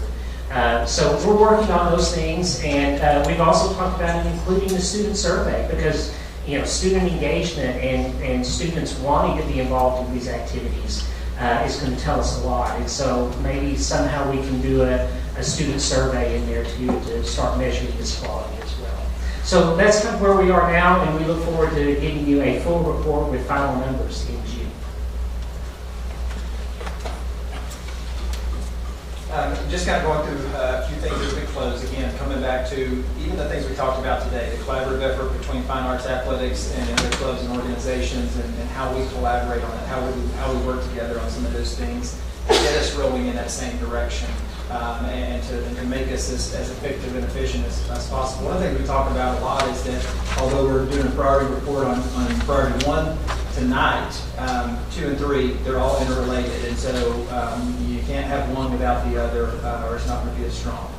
So we're going to look at some of those things, and then just some thanks to also to the folks that helped us present tonight, but also these are the people that work on a daily basis. Some of these people that work on a daily basis to get us to where we want to go. So that concludes our report on priority 1 tonight. And if you'd like to, if there are any questions, we'll be happy to answer them. I'll try to, or anybody that you'd like that was presented. Thanks, Dr. Any trustees have any questions or comments? I just want to thank the teachers from Cibolo Valley Elementary for being here. We appreciate y'all's input and all the work that you guys put in to that. And we look forward to hearing from you again in the future. And also, Cassandra, thank you so much for what you do for us. You have really been an asset, and you're doing the things that we hoped that would happen when we decided to have this position, and appreciate what you're doing for us as well. So thank you very much. The information was really good, and we know there's some areas that we need to do better in, and and we'll get there. You know, it's never, we're never going to be at the end of it. You know, we're going to be continuing the journey, but we are working on it. So I appreciate that so much, Mr. Light. Thank you so much for what you're doing for us as well. So I know you've lit some fires. We appreciate that. Thank you. Are there any clubs or organizations at the middle school level that are not translated over to the high school level? I know they have a video game club or something, but does that also carry over to Clemens and Steele? That's a great question. We are actually working with the schools to get a comprehensive list of all the different clubs and organizations that they have. They do a lot of surveying of the students informally to see what kinds of things would you like to be involved in, and so that's a great question to see, do we have something that transitions as far as clubs from between the levels, so we can find that out. Okay, I know there's a lot of participation in the middle school level.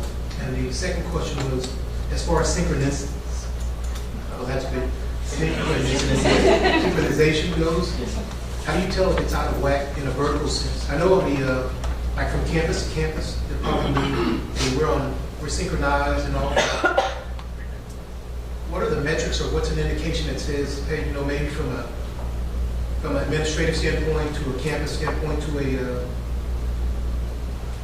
English or math standpoint, maybe we're a little bit out of whack? How do you know? Are you talking about from the PLC, from the... Yes, from the PLC standpoint, perseverance, teamwork, leadership.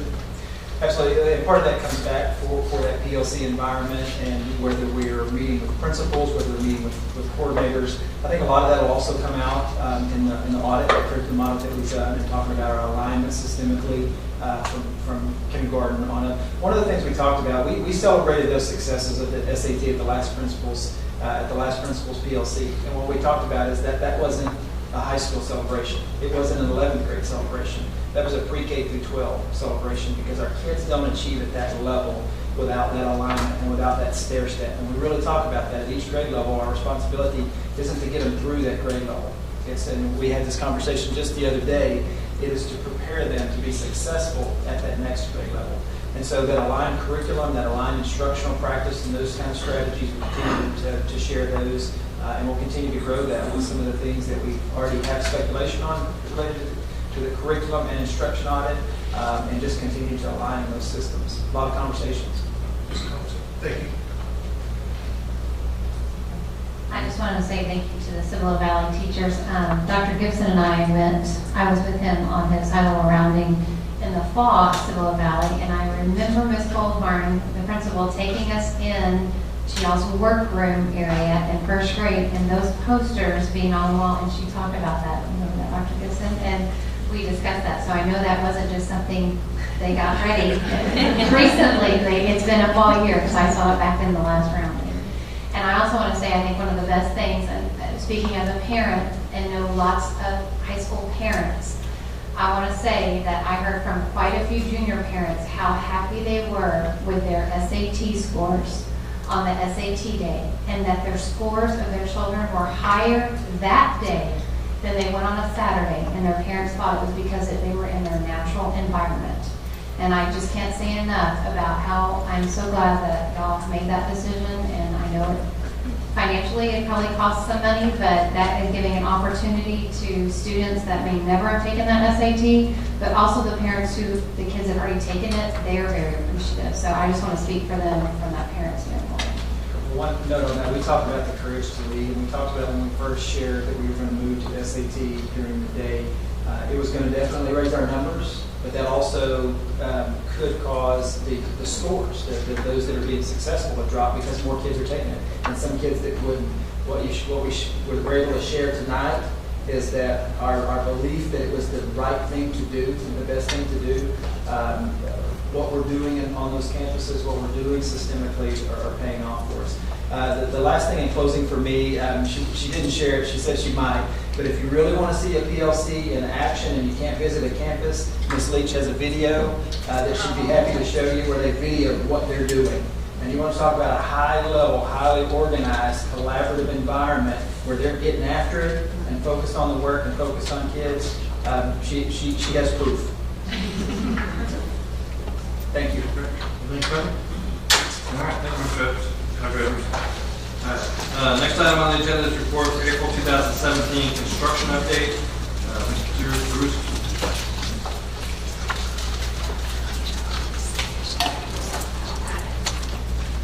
Good evening, President Inman, Dr. Gibson. I'm going to pad my time for future reports. This one will be very short, as we have some projects that are still in their infancy and some that are ready to begin, hopefully after this evening.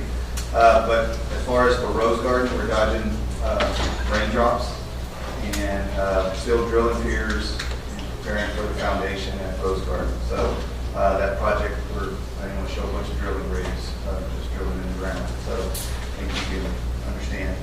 Clemens High School additions and renovations. We have an agenda item on that coming up later on this evening for possible action. HVAC replacement is still planned for this summer and next summer. Then we have our technology and transportation moving forward. I would also like to introduce Mr. Mosley as one of his projects that is about to start. And so we did kick off the steel asphalt project actually today. They actually hit their first water line. So we had a sprinkler line today already. So, we're not talking raindrops as much yet as we are sprinkler lines. But we're starting to put up some fence posts today. But just a reminder, this is a 60 to 90 day project. The entrance, I guess you might call it south, entrance of Steel High School will be closed for the next month meeting on Monday. So we've worked with campus on this. We worked with Cibolo Police Department on this.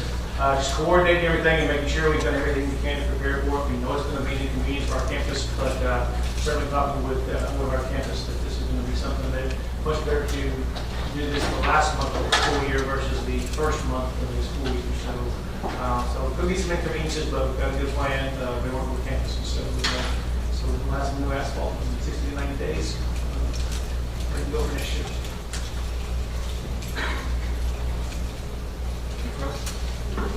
Well, I appreciate that. My daughter literally just texted me and said, "Dad, did you know they closed one of the entrances to Steel?" And I said, "Yeah." She goes, "Did you vote on that? Because if so, I'm not talking to you." So, yes. I said, "No, it was all Mr. Pivito." That's fine. She won't have to talk to me. Yeah, Mr. Percy, what's the habitation of all the portables at Clemens? When is that going to take place, or has it already taken place? What's the story with that? Because I know the answer. Put me on the spot. We are hoping to have a CLO for those new portables that we moved there by the end of this month. So I may have the transition start in moving teachers and internal positions into the building. The portables that we have out there, 47, 50. Great. Wow. So we're going to be the one in the back. Is that the admin one? Yes. Anything further? All right, thanks, Mr. Christie. Next item is report on the update on the 85th Texas Legislative Session. Dr. Gibson. Yeah, Ms. Ekstrom, I have these, or somebody over there, the audience members. So real quickly, the memo that we're distributing is the memo that our team will share next week with our state representatives. Excuse me. And so just super quickly, and I appreciate Mr. Inman coming last night to the community forum. And if you, Patrick Aleos is here from our Great Conversations team, and there were a few other staff members that were there for our community legislative meeting. Just real quickly, we're tomorrow actually, HB 21 is scheduled on calendars to hit the House floor for a full House discussion. We sent letters today or communications to all representatives, not senators, but representatives, that if you look at number 1 and you look at number 4, we communicated that we would benefit from HB 21 as it was presented out of committee, and with the addition, and this is kind of late breaking, but we have historically received $250 per student when we open a new building under NIFA, which is new instructional facility allotment.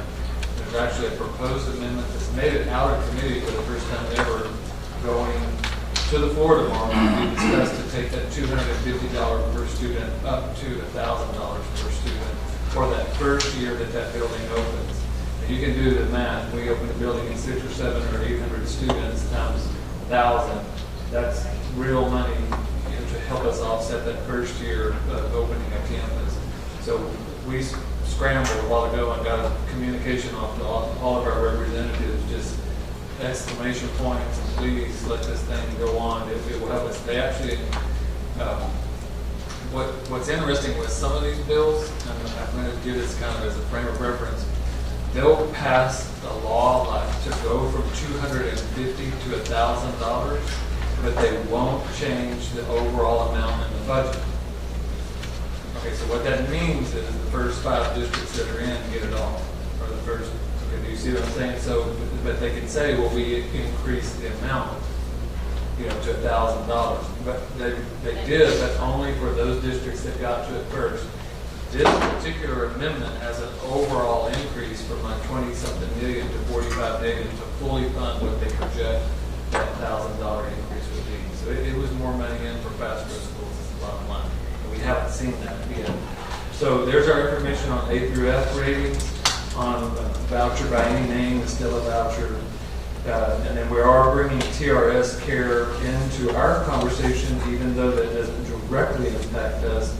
But we believe that it becomes more and more challenging as we look at new teachers tonight here that we recognize it becomes more and more challenging for us to encourage them to come into the field when healthcare after retirement is in jeopardy. And the Senate this last week caught, just said the Senate pulled their plan out altogether. So they don't even have a plan for TRS care. The House is carrying the weight on this now. And that weight is about $500 million per year of the biennium for a total of $1 billion for that to be funded. And so we're in support of the House plan. We'll talk to our legislators and go through this information next week. Any board member that would like to go, please may join us. We'll be leaving Tuesday at 11 a.m. Tuesday at 11 a.m. and we'll try to be back here about 5 or 6 p.m. It's quick. We're going to divide and conquer. The great conversations folks now know the lay of the land. Everybody's taking this piece of paper and we're going different directions. We're going to meet with representatives. I may go to the grill and just eat a burger because I mean, they do such a great job. I'm just going to relax and get some coffee. It actually feels really good. It feels really good to just know that we're going to divide and conquer instead of one person running and killing themselves. Anyway, any trustee wants to go with us, let us know. If you have conflict, Ms. Che, we talked about that, that's up to you. And I believe Ms. Cervantes had said, next time let me know, so if y'all just check with her, she may have something to do. But the train leaves at 11 a.m. Any questions or comments on that? Thanks, Greg. Next item, we just had some questions about this. Dr. Gibson will do a quick report on dark store theory, property taxation. Yeah, and thank you, Mr. Westbrook, for bringing this to our attention. We've been watching this for about a year, and so the background information, I think Dee and I sat down and did some research, and that's a pretty good description on page 25. So, and I'm just in way of tonight, not to just dive into all the details of the article.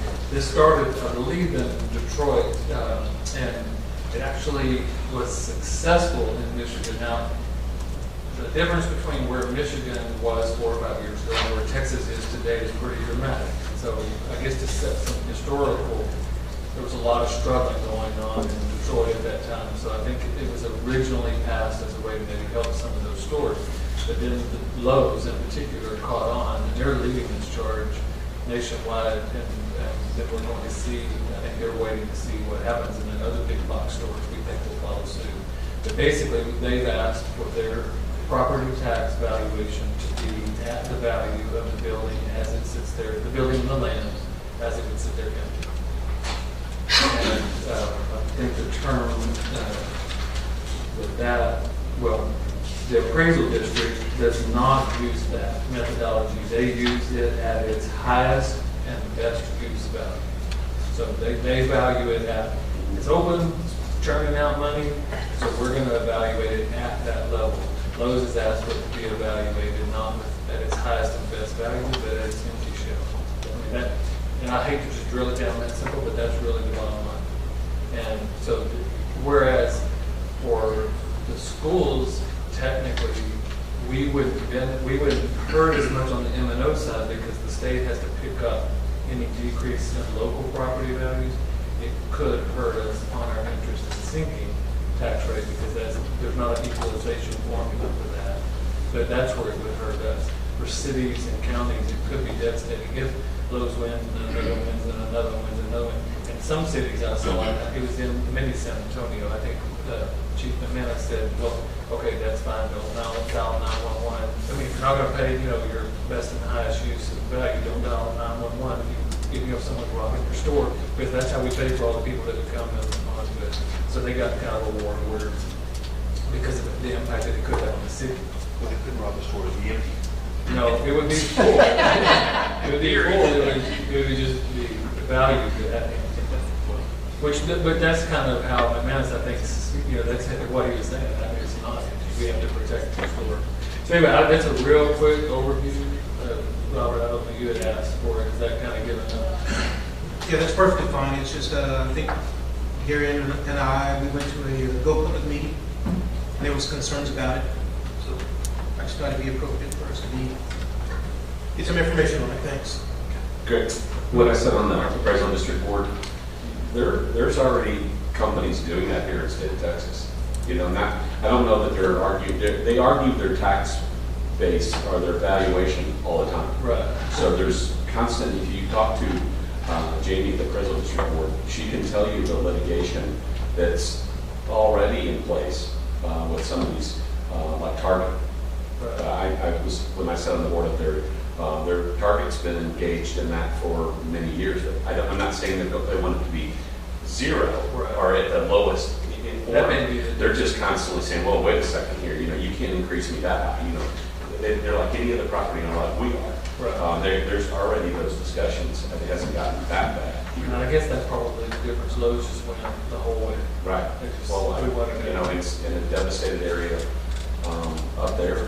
I can see where they would be trying to do stuff like that. Yeah, and I think that's what's tricky about it. At one there, and people here are saying, well, okay, we understand why maybe it won in Michigan. But yeah, we have a booming economy, so we don't. So it's going to be interesting. One of the bottom lines for us is that Bear Appraisal District is fighting it, and Guadalupe may be soon to follow. And then the amount of money that it costs them in litigation, we pay for, right? I mean, that's one of the taxable entities. We're paying for the legal fees. Yes. Yeah. So I'm just saying that budget. You just watch our legal fee budget's about to go up with both of them. Yes. Well, it won't be your legal budget, the overall what they come back to. But if we chase it down to a line item, it may be the legal fees that's driving the overall. Yes. You're exactly right. Any further? Next application. Next item is discussion acquisition of permanent access easement for Rose Garden replacement campus. Mr. President, members of the board, Dr. Gibson. I briefly showed a picture diagram last month about this. As part of our site preparation, our district on the new campus has identified an opportunity for an alternative access easement south of our existing new campus site. And as you driven by, you see a lot of progress has already been made just on the moving of the earth and getting the site ready. The city of Schertz, along with TxDOT, has recommended the district consider this alternative south access point to bring the campus access across the street from the existing point in order to better align with the planned entry point with traffic engineering best practices. We've conducted preliminary discussions with the property owner who is amenable to allowing the access point on their property.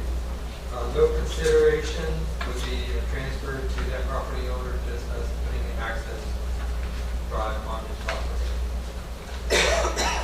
In the long term, he could possibly get significant cost of that other than this is discussion only. We still need to finalize an easement with him.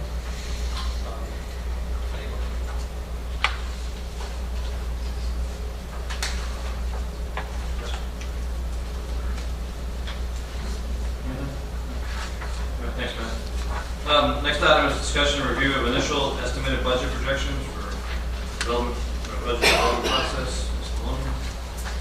Yes, Dr. Gibson, President and members of the board. We don't have a whole lot to report on since our last budget meeting. We're still going. We're in the process of about to balance our baseline budget for 17-18. So we'll be bringing that hopefully to you very soon. That's without the Austin Yield Steel, but that's still. The good news about that is, we haven't included any salary increases. So by next month, we'll be able to say, okay, here's what the salary increases would be, and then pretty much eat that Austin Yield. That's kind of what would be a wash, a salary increase. One thing that we're going to be bringing to you in May is a presentation of our fund balance and currently where we stand. We've had some pretty good news over the last couple of weeks because of our property value study, and we recovered some revenue from the state for overvaluing our property. It looks like our SHARS revenue is going to come in higher than expected. We froze, of course, our growth positions, and that created a little more cushion for us. And then we did have the property value increase. Saying that, it's looking now like probably somewhere between 2.5 to 3 million that we're able to put back in fund balance. If all goes well, we'll be presenting that to you in an update on the 16th on this budget. And yeah, what you also on May the 2nd at the workshop when we had the conversation about expenditure projection plan, go ahead and can you just bring in their draft of those numbers, because that's where that conversation is going to go there. When we start looking at the first round of expenditure projection plan, we need to see where we are with fund balance and other things. So just best guess, best estimate. That's really, really good news. The last time I remember looking at the expenditure projection plan, there was about a $5 million number associated with this year, so that's 2.5 towards that 5. absolutely. Anything, Craig? Just keep it up. Yeah, I know, kind of got into this at our last meeting, I believe, was, the notion of if we're looking at, a salary increase, usually we look at 1%, 2%, and 3%. It's the possibility of taking some of that salary increase and putting it back into insurance instead. And if there's, the feasibility of that, or if it's even possible to do that. And I know that, we don't want to necessarily, can't always guarantee that the salary's going to be there every year. So certainly we can't take it out of fund balance necessarily, because you don't want to pay for something that you're going to be paying for every year, reoccurring. But the possibility of looking at that, what those numbers would look like, what that would do for an employee of our school district as far as related to their health insurance. And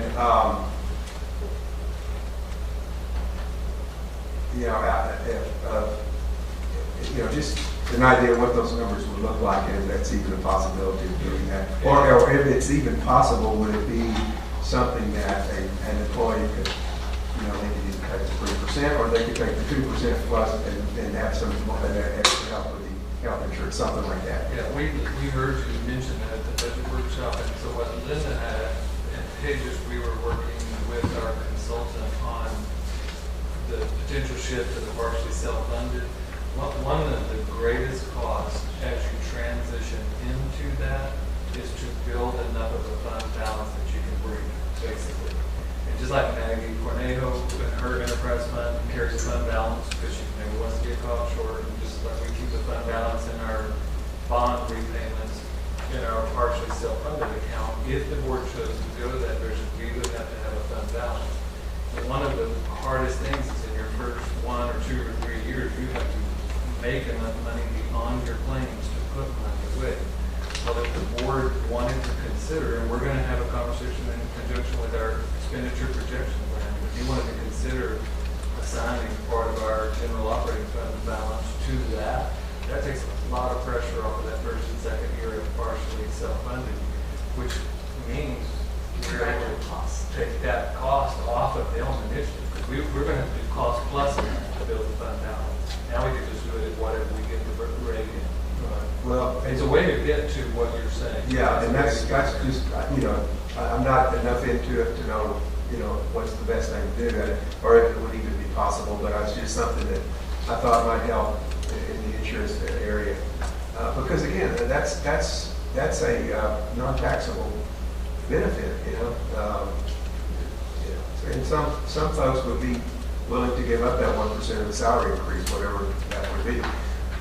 I know when we went to self-funded workman's comp, we had that issue as well, when we first got into that. And it was a little dicey there for a while there. And, anyway, so I just, I appreciate that. Yeah. And what we might do, Mr. Chairman, I don't want to get, well, I want to get ahead of ourselves. But Ms. Cannon, when do you think is I know this is for 18, 19, but when is the appropriate time maybe to give the board the first, update on partial self-funded? What do you think? Probably this summer, because we need to really, we decide to do it next fall. We need to be bidding out for stop loss coverage, which is the partial part of self-funded, so that you have some backup insurance to protect you.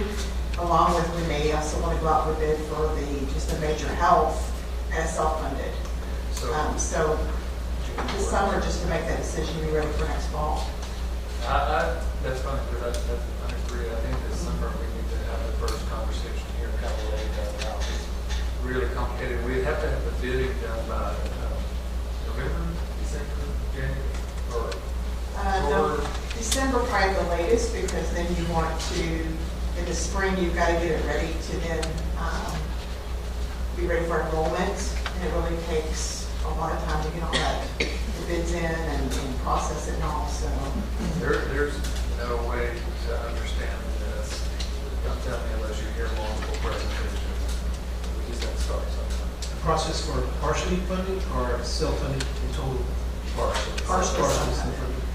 Yeah. We would want to bid out for stop loss coverage, and stop loss coverage would help you with any big claims that come in that you are only responsible for a certain percentage of those claims. It doesn't break the bank, basically. Not very few organizations do self-funded, fully self-funded anymore. This is just the escalating cost of those huge claims. So they get insurance basically on stop loss insurance. Is there an estimate about how much that would affect the bidding we would have for our insurance with partially self-funded? They just look at the numbers. The difference is the fees and the taxes fees and taxes we're going to be cheaper. That's the margin, and that's what you're saving. We're tax exempt on a lot of things that health insurance companies not. And you may have a little more control over what the plans look like. Right now, we're basically given standard plans that the company has, and we can't really adjust those plans. If you're self-funded or partially self-funded, you can actually work with different companies, different hospitals and organizations, pharmaceutical, to really get a discounted rate for our employees. Where right now, we're kind of at the mercy of the insurance company. And in essence, we'll quasi-run an insurance company right here. Correct. And I already know more about insurance than I want to, and I don't want to learn anymore, but again, I'm willing to go into this journey. It's going to save our staff much money. If we don't think it's going to save them much money, it's a lot of work. Right? It's a lot of work. So I do either workshop or regular June board meeting. I think it'd be kind of well spent just to kind of what are the similarities and what are the difference between straight bid, partially self-funded, and self-funded. Just lay those out side by side for the board to take a look at. All right. Thanks. Next item is a local policy update affecting following local policy. FFA, local student welfare, wellness, and health services. Ms. Chang. Thank you, President, and Dr. Gibson and members of the board. More than 2 years ago, the rules were initially proposed by the U.S. Department of Agriculture to address the wellness policy requirements. And those rules have been finalized 2 years later now. And districts are required to be in compliance by the end of this June. And so the update on this policy will make us bring us up to compliance to comply with those rules by the deadline. Ms. Che, who all was involved in helping in the development of this recommendation? We worked with David Fine, who's over our nursing services, and Maggie Fernejo and our SHAC to hold this, to review all the different areas of this. Any questions? Yeah, this will be back for both committees meeting. Okay. Next item up is solicitation for instructional materials. Mr. Rivera. Mr. President, members of the board, and Dr. Gibson, the purpose of this solicitation is to purchase instructional materials that were not on the State Board of Education's Proclamation 2017 listed adopted approved materials and publishers. These purchases will be made through an IMA, instructional materials allotment disbursement, as non-state adopted materials that do meet the teaching requirements procured with non-state adopted materials following the Education Code 4431 and our board policies CH, legal and local, like many other persons, supplies and services. The identified requirements for German 1, 2, and 3 and Spanish 1, 2, and 3. This is a discussion item only. The solicitation has been issued with recommendations for what management might go forward. Any questions at this time?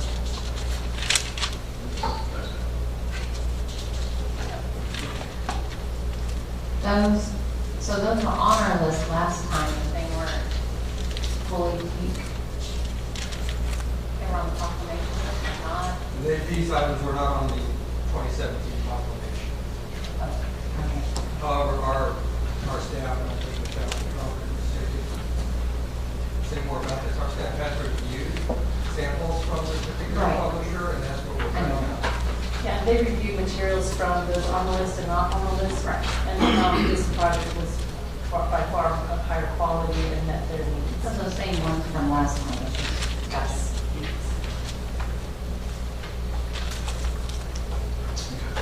Anything further? All right, next item is a discussion solicitation for supplemental instructional materials, STEM skills. Mr. Rivera. Thank you, Mr. President, members of the board, and Dr. Gibson. These are items that were approved by the State Board of Education under Proclamation 2014, which adopted and approved materials and publishers. We, however, had chose another, at that particular time, about 3 years ago, for our district, another material, another provider, and using these materials to supplement what we purchased. We have received an offer from this particular publisher, and based in our conversations with our coordinators, the STEM Scopes has come to its own. This is an online product that we're looking at using, and the interest is very high as far as instructional staff are using STEM Scopes. And STEM Scopes helps our students as far as the real-world understanding of science, engineering, technology, mathematics, through hands-on and digital experiences, according to the STEM Scopes website. So if we enter into an agreement, currently we're purchasing STEM Scopes 1 year at a time. If we enter into a multi-year agreement, we stand actually to save significant dollars. And this is something that our technical coordinators encourage us to consider. Any questions on this? So, our interest is in the online product? Yes, sir. This is online. They also have other products, print, but it's the online that is what they're looking at. So, trying to figure out how to phrase the question, is there any overlap between, because I met when I was at Jordan, 2 leaders in innovation, so how does this affect? It's an online product, but obviously you're going to have, it's going to be sort of implemented through Dr. Burkholder, or no? I mean, it's going to be, you have leaders in innovation, you have how technology is going to be used in the classroom. It'll be in conjunction with our current science curriculum and adoption. We use this as an additional resource or a supplemental resource. What Mr. Rivera shared with you is we currently use it, but by entering an agreement with them, it reduces the cost significantly, almost to dollars to a student. And so what we get out of it as a supplemental resource to our science curriculum and a hands-on application for our students, we want to continue to be able to use that as an additional resource. This just allows us to do it much more effectively and efficiently as the cost breakdown. It is a part of what will come out of an instructional materials allotment to which is where it's currently coming out of, but it allows us to break the cost down even to less per student. Okay, I think I was just trying to make sure it was consistent with our future technological and computer usage and stuff like that. All right. I'm just saying, those peaks aren't changing in 5 years, are they? Sorry. I know. Sorry. No, they changed over. They changed over this. They changed over. Anything else on that? The publisher actually, with their code, also included some verbiage about the teach changing this year, and that their online materials will be updated to reflect the teach. That are online, they can't change them. They're locked into a book online.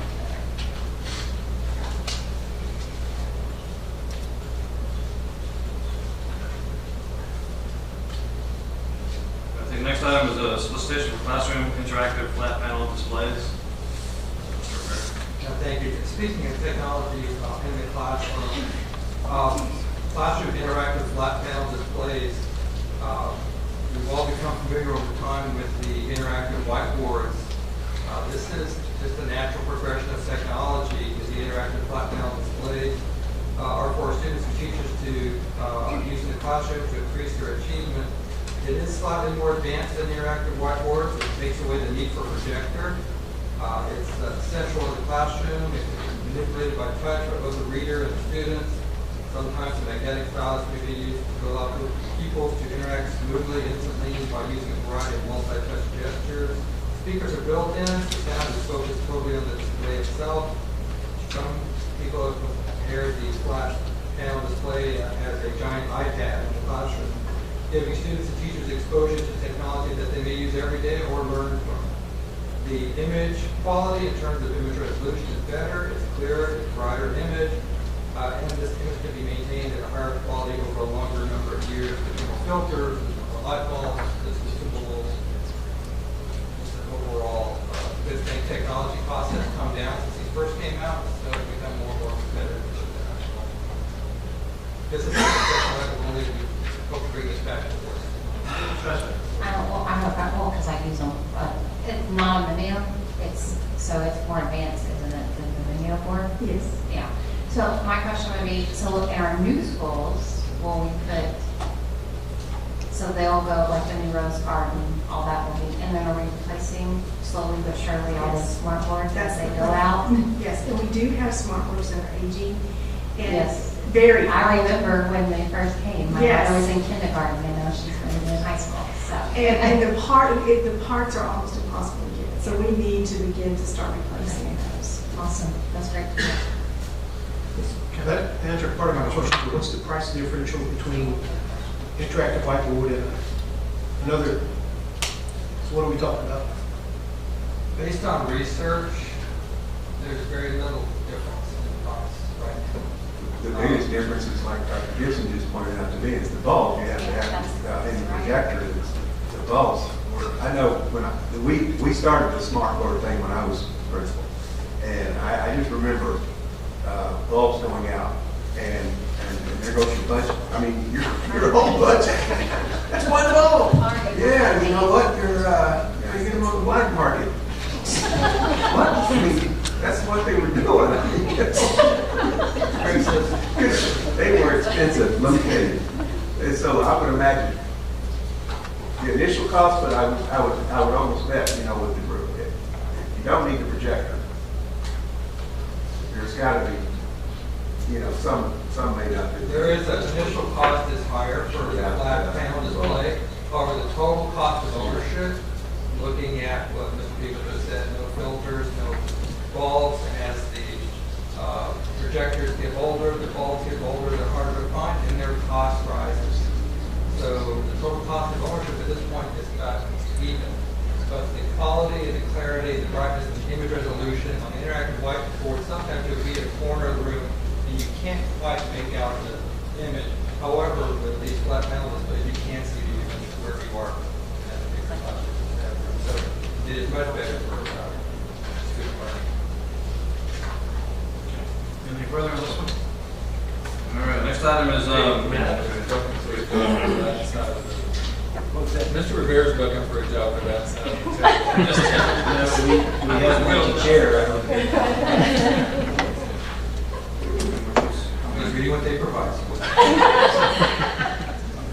Next item, discussion solicitation for technology backup and recovery. This is not technology night. However, this item also is necessary. I mean, you can't turn on the news without seeing about something happening in the cyber world. And part of our infrastructure buildup is part of that security. And Dr. Burkholder and her staff have provided a scope of work for us to find a backup and recovery system for our data in our district. That's stored on our servers that do lots of data. Our computers, our laptops, our wireless devices are used by staff to create, process, and manage, and communicate information. Having a backup or recovery system is part of the technology disaster recovery plan should we have data loss or corruption through hardware failure or human error or hacking or malware. And technology is always on it to find if something's getting your system that's not allowed to be there and transmit that in the budget for responsible.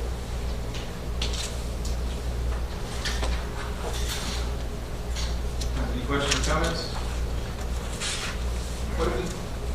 What do we have now as far as backup and recovery? I'll leave that to Dr. Burkholder. We have a system that was originally installed 15 years ago.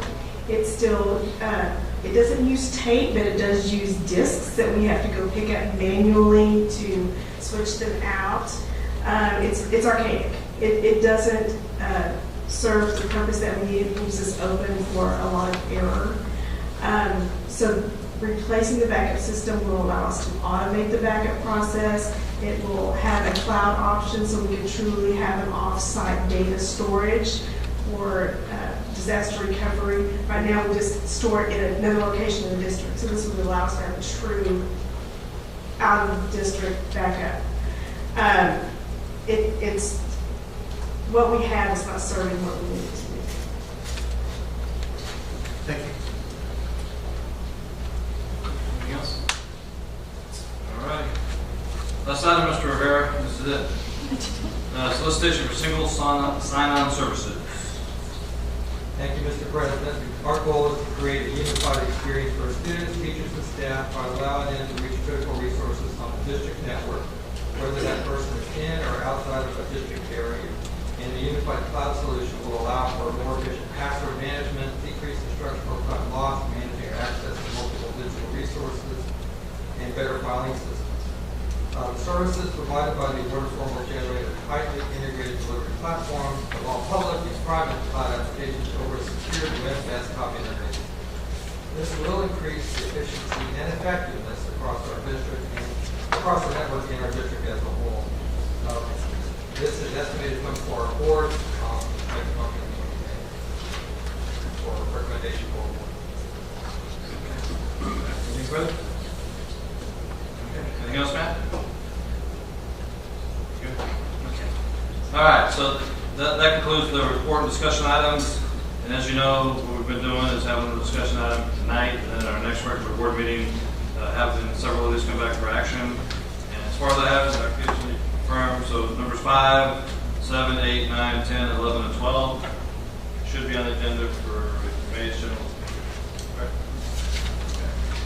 The budget parameter memo will as well. I'm really going to recommend that we don't take action on that until June. And I know that seems kind of silly, but until we see what happens with HB 21, I just think we just wait for action.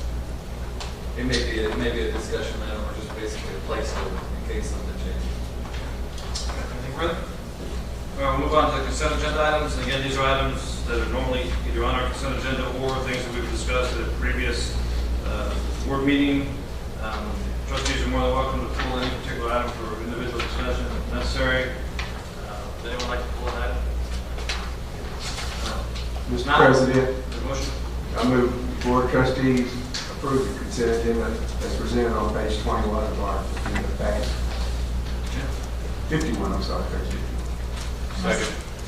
Say page 51 through page 122. Well, the list is on page 51. Okay. Do we have a second? Okay, we have a second. All those in favor, please raise your right hand. Any opposed, same sign. Motion passes unanimously. Okay, on to action items. Do we have anyone here to discuss Samuel Clemens High School? You guys still with us? Okay, good. First action item, request for board approval, solicitation 17-026C for construction of the Samuel Clemens renovation expansion project approved under the SCUCISD 2016 bond measure. Mr. Rivera, Mr. Brewski. Is there anything you want to say about this? I'm just saying that because I know Mr. Brewski told me this is the largest single project our district has ever done. There's no pressure, but this is the largest single project we've ever done. And Mr. Brewski actually served students at that same campus at another capacity as well. So no pressure here, doing a fantastic job.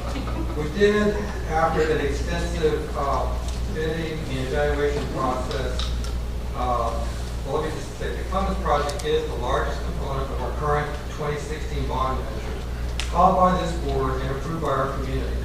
It includes a new auditorium, practice gymnasium, locker room, a 2-story classroom administration building, utility upgrades, renovations to the junior ROTC area, restrooms, a new culinary arts center, science classrooms, and circulation upgrades consisting of approximately 162,283 approximately square feet of new construction and 33,904 square feet in renovation. Our recommendation is made on the basis of the criteria that was specified in the solicitation, demonstrated competence and qualifications to perform the services required, and which offer the best value to our district. 5 companies submitted a proposal.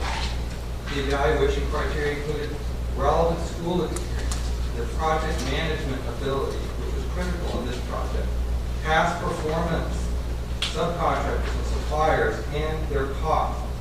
Based on price and other evaluation criteria, Bartlett Cox General Contractors, LLC, is recommended as the best value for this project. And Mr. Brewski and I have talked about this in our evaluation. Every contractor bought their very best team. Everybody came with their A game. They brought their best project management team. They gave us their best subcontractors. It was a very difficult evaluation, and it probably was the most difficult evaluation we've had to date. But it is a worthy project for that extra effort that had to be put into this project. The result is that Bartlett Cox General Contractors of our recommendation is the best value. We've attached a copy of the bid tabulation. This includes the base bid and 4 alternates. Marvin Mock, who are our architect, because of the fantastic job they did, based on input with AGCM, our contract management team, you can see that in the bid tab how close these bids actually were.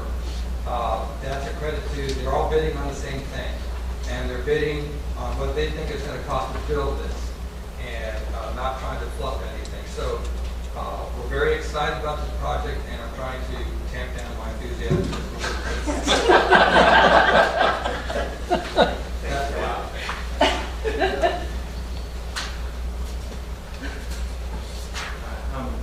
Let me ask a question here real quick. Just kind of somewhat ignorant on this, but how much was allocated in this past bond for the Clemens renovation project? Somewhere in 70 million. Okay, so we're looking here in the mid 50 million range. Is that a savings, or that extra 20 million goes somewhere else? Or are we basically getting what we told the voters we were going to get them for 70 million, and we're now possibly going to sign a contract to get that for 55 million? I mean, that's a good question. The 72 million is the total project cost, to include all construction costs, permits, design fees, site development, all the stuff that's going to go into this project.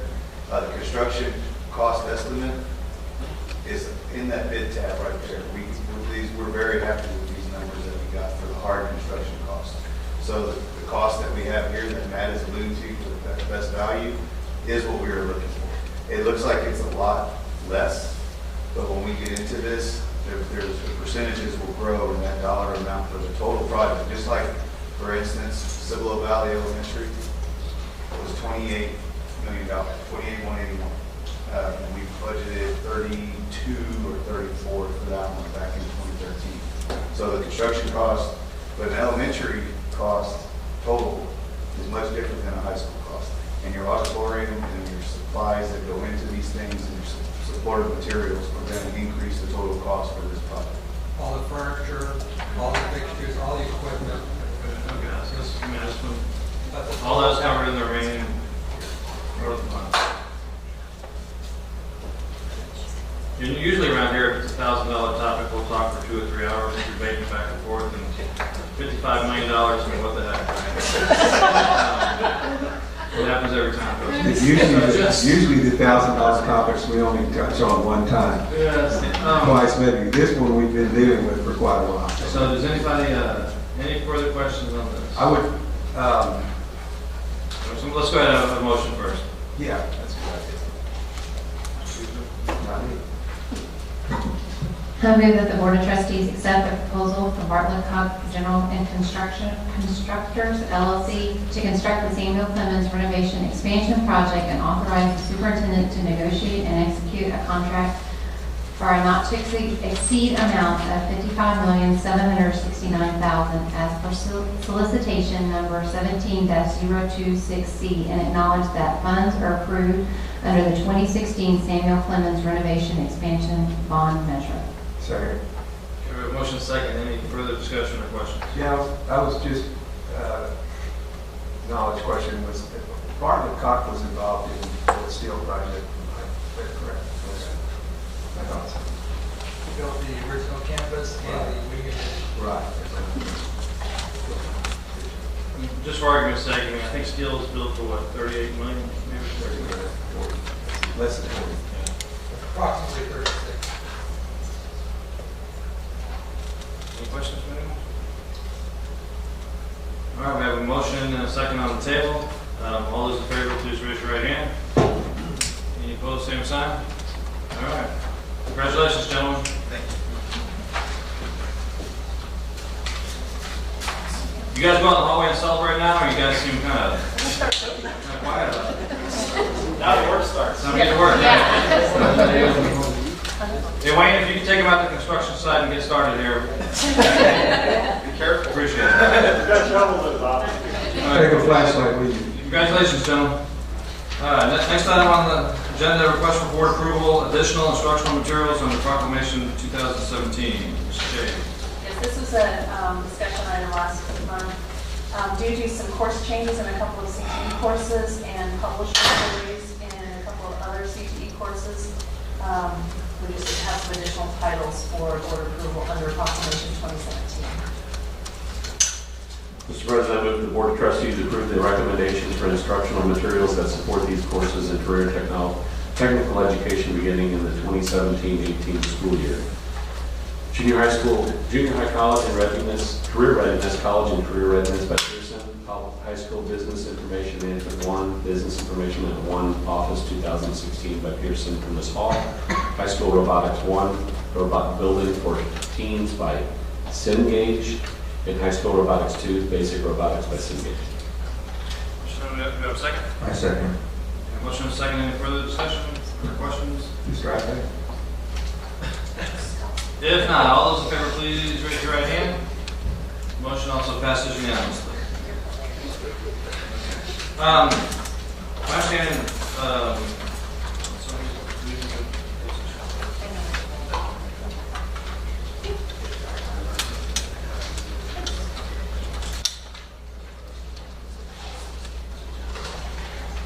all right. At this time, the board is going to go into closed session at 8:33 p.m. In accordance with Texas Government Code sections 551.074 with respect to personnel matters and 551.072 with respect to real property. Those will be the only two topics that we will discuss in closed session. We have an estimate of approximately 30 minutes in closed session. Obviously can't guarantee all that, but we will then come out in open session and make the appropriate actions in open session following closed session discussion. So at 8:33 p.m. we are in closed session. Has been in closed session to deal with only two topics, and it's dealing with the purchase sale of real property as well as issues between personnel. We are now in open session as of 9:28 p.m. and we will address the action items we have in open session. The first would be request for board action, employment of Director of Elementary Education. Ms. Cannon, anything further on that one? No, sir. Mr. President, I move that the Board of Trustees approve the employment of the Director of Elementary Education, whose name was discussed in our closed session for the 2016-2017 school year. Second. We have a motion and a second. Any need for further discussion? If not, all those in favor, please raise your right hand. All right, the motion passes unanimously 7-0. Next item up is request for board action, personnel term contract recommendations for school year 2017-2018. Cannon? All right, we have a motion on that item. Mr. President, I move the Board of Trustees approve the list as presented of term personnel for the 2017-2018 school year. Second. Motion and second. All those in favor, please raise your right hand. Any opposed? Same sign. Motion passes unanimously 7-0. Employment of contractual personnel, there were none, so we don't need that item. Understand? Okay. Next item is request for board action. I'll just save some time here. Solicitation 17-0128B for sale of real property pertaining to the Live Oak Hills subdivision in the city of Schertz. Anything further on this one? Yeah, page 132 in your board packet. It's my recommendation to do the second matter that is under the recommended motion and reject all bids for the 148 lots in Live Oak Hills subdivision. Do we have a motion on that item?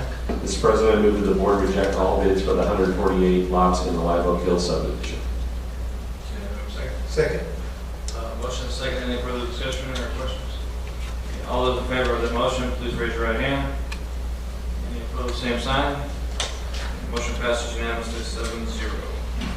And that takes care of all the items that we had in closed session. This time we'll review the master calendar and request for future discussion and action items.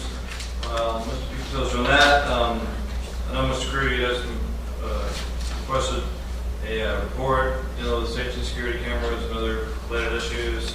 I understand that's going to be on our May workshop meeting, though, right? Not the May regular board meeting. Well, initially, and then if any additional information is needed, we can do it later. Okay, and that workshop meeting is what, May 4th? I think it's Tuesday. May 2nd? Okay, so 2 Tuesdays from tonight. Okay, and what else is going on? Expenditure projection plan, and then well, we can do it. We can do it to May 4th as well. That'll be fine. That's no problem. Expenditure projection plan. First discussion about bond 2013 savings, if you will, and what may be considered to that, and then what we mentioned the page probably fund balance discussion. Fund balance and stated this budget. All right. Anything, Dave? All right. So we're going to have a workshop on May 2nd, which is the first Tuesday in May, and then our regular board meeting will be the third Tuesday in May. Was there any Mr. Carew that had a conflict with that, or did you also address that? Okay. Again, John, you want that piece? Is it okay for us to go ahead and talk about it on May 2nd, or do you want to just wait until the regular meeting? Well, it will happen, Mr. Chairman, as a part of that conversation of our expenditure projection plan, and then we can just reinforce that at the regular, double back to May board meeting. Should know this off the top of my head, but the Commitment to Excellence Award recognition is what happened? It's May, no, the 15th. It's a Monday. Monday, May 15th. I think that starts Starts at 4:30 for the reception. The ceremony starts at 5. Commitment to Excellence. Oh, I was thinking HB award. May 7th. No. Sorry, John? That's the HEB award. That's HEB. No, let's talk about the teachers. So Commitment to Excellence. May 15th. Yeah. About 4:30. 4:30. Commitment to Excellence Awards. Beckwith, that's for all of our, best teachers of the year, best staff members, all that. That'll be at the Schertz Civic Center. I certainly encourage everyone to go. I think everyone was there last year. Then the weekend of May 5th and 6th is when we have the HEB Excellence in Education Awards ceremony and all that. I think the dinner itself is Sunday night, May 6th. Yes. Sunday, May 5th. Sunday, May 7th. And is anyone not going to be able to make that? Me. I'm not here to be able to make. Yeah, I'm up in the air for this.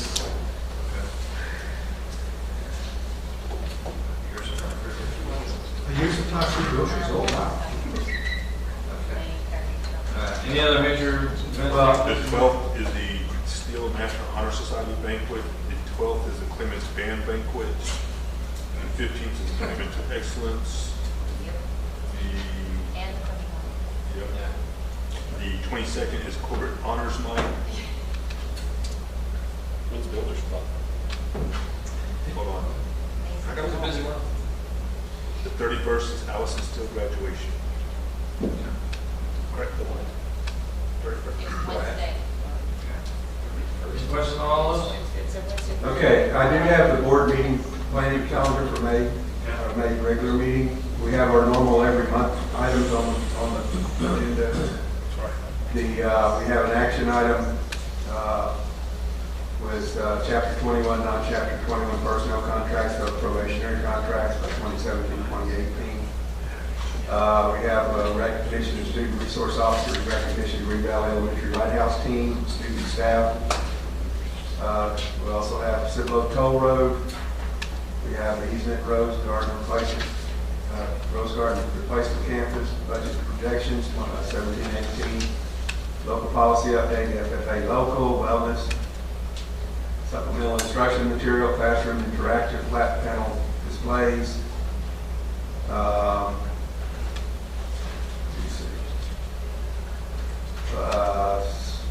Technology backup recovery system, we talked about these things tonight, and then single sign-on services. I'm not able to access the calendar as far as the, I don't know what I'm doing here.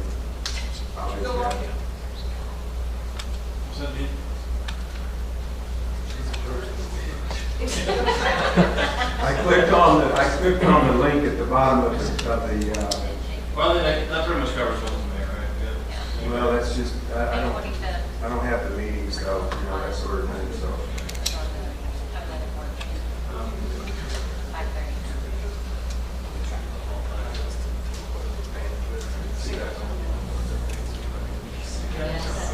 I do think we need that. So much in honor night. And the graduation. Yeah, I hate to give you guys more work, but yeah, like you get these things kind of coming from time to time, and you don't remember you got RSVP or. Yeah. I agree. I think we need a. Just one big master calendar of all that. I don't have the access to the calendar for the That's fine. I think we got meetings. Tri-County's going to be on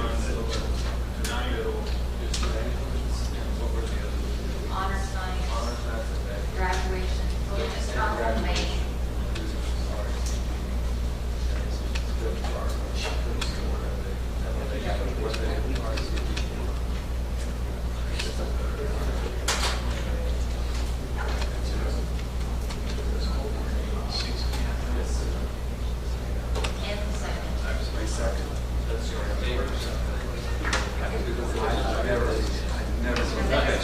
All right, so we can get on out of here. Does anyone have any further questions about the calendar or upcoming events? Jamie reminds us on May 25th is the curriculum audit presentation or day. I think it's about.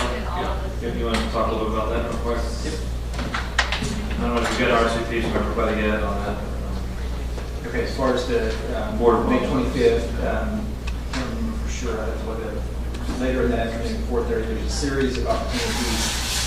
Jeff's going to come in and share, starting with cabinet and then the cabinet principals, team one, on up into the afternoon. And they're going to share the initial findings or big level findings on May 25th. We have asked the principals to also attend at the same time as they're sharing with the board, just so again they can hear it several times. They're going to be instrumental in us moving this work forward. on the campus level. That's really where the rubber is going to be. Judy, will it be we'll need to post it if a forum is RSVP? Is that right? Yes. Okay. And that's, I guess, something that you want to decide if you really want to do that, or if you want to limit it to Well, 3. that's a good point. Because if we post it, then it has to be posted as a meeting, and I don't know if that's exactly. Well, he'll just need to know, because that'll kind of shape the way, it'll be a little more formal of a presentation. And if that's the case, we can discuss then whether or not there's another one, or we just invite. I'll tell you this earlier today. I think we just limited it to 3 trustees, and I don't know if anybody's responded yet. That particular meeting. Was that the May 23rd and the June 8th meeting? No, that's not right. Well, one option is if another person wanted, a fourth one or a fifth one wanted to hear it, we could just have them sit in a room with me at one of those earlier ones when we go through it with cabinet or whatever. Yes. Because there's no reason for that not to be okay. So we can just spread everybody out throughout the day. You're just hearing. Sound good? Anything further? Everyone good on the calendar? All right, any other item of concern or interest any trustee would like to see on the future agenda? Seeing none, any objections to adjourning? Seeing none, we are adjourned at 9:40 p.m.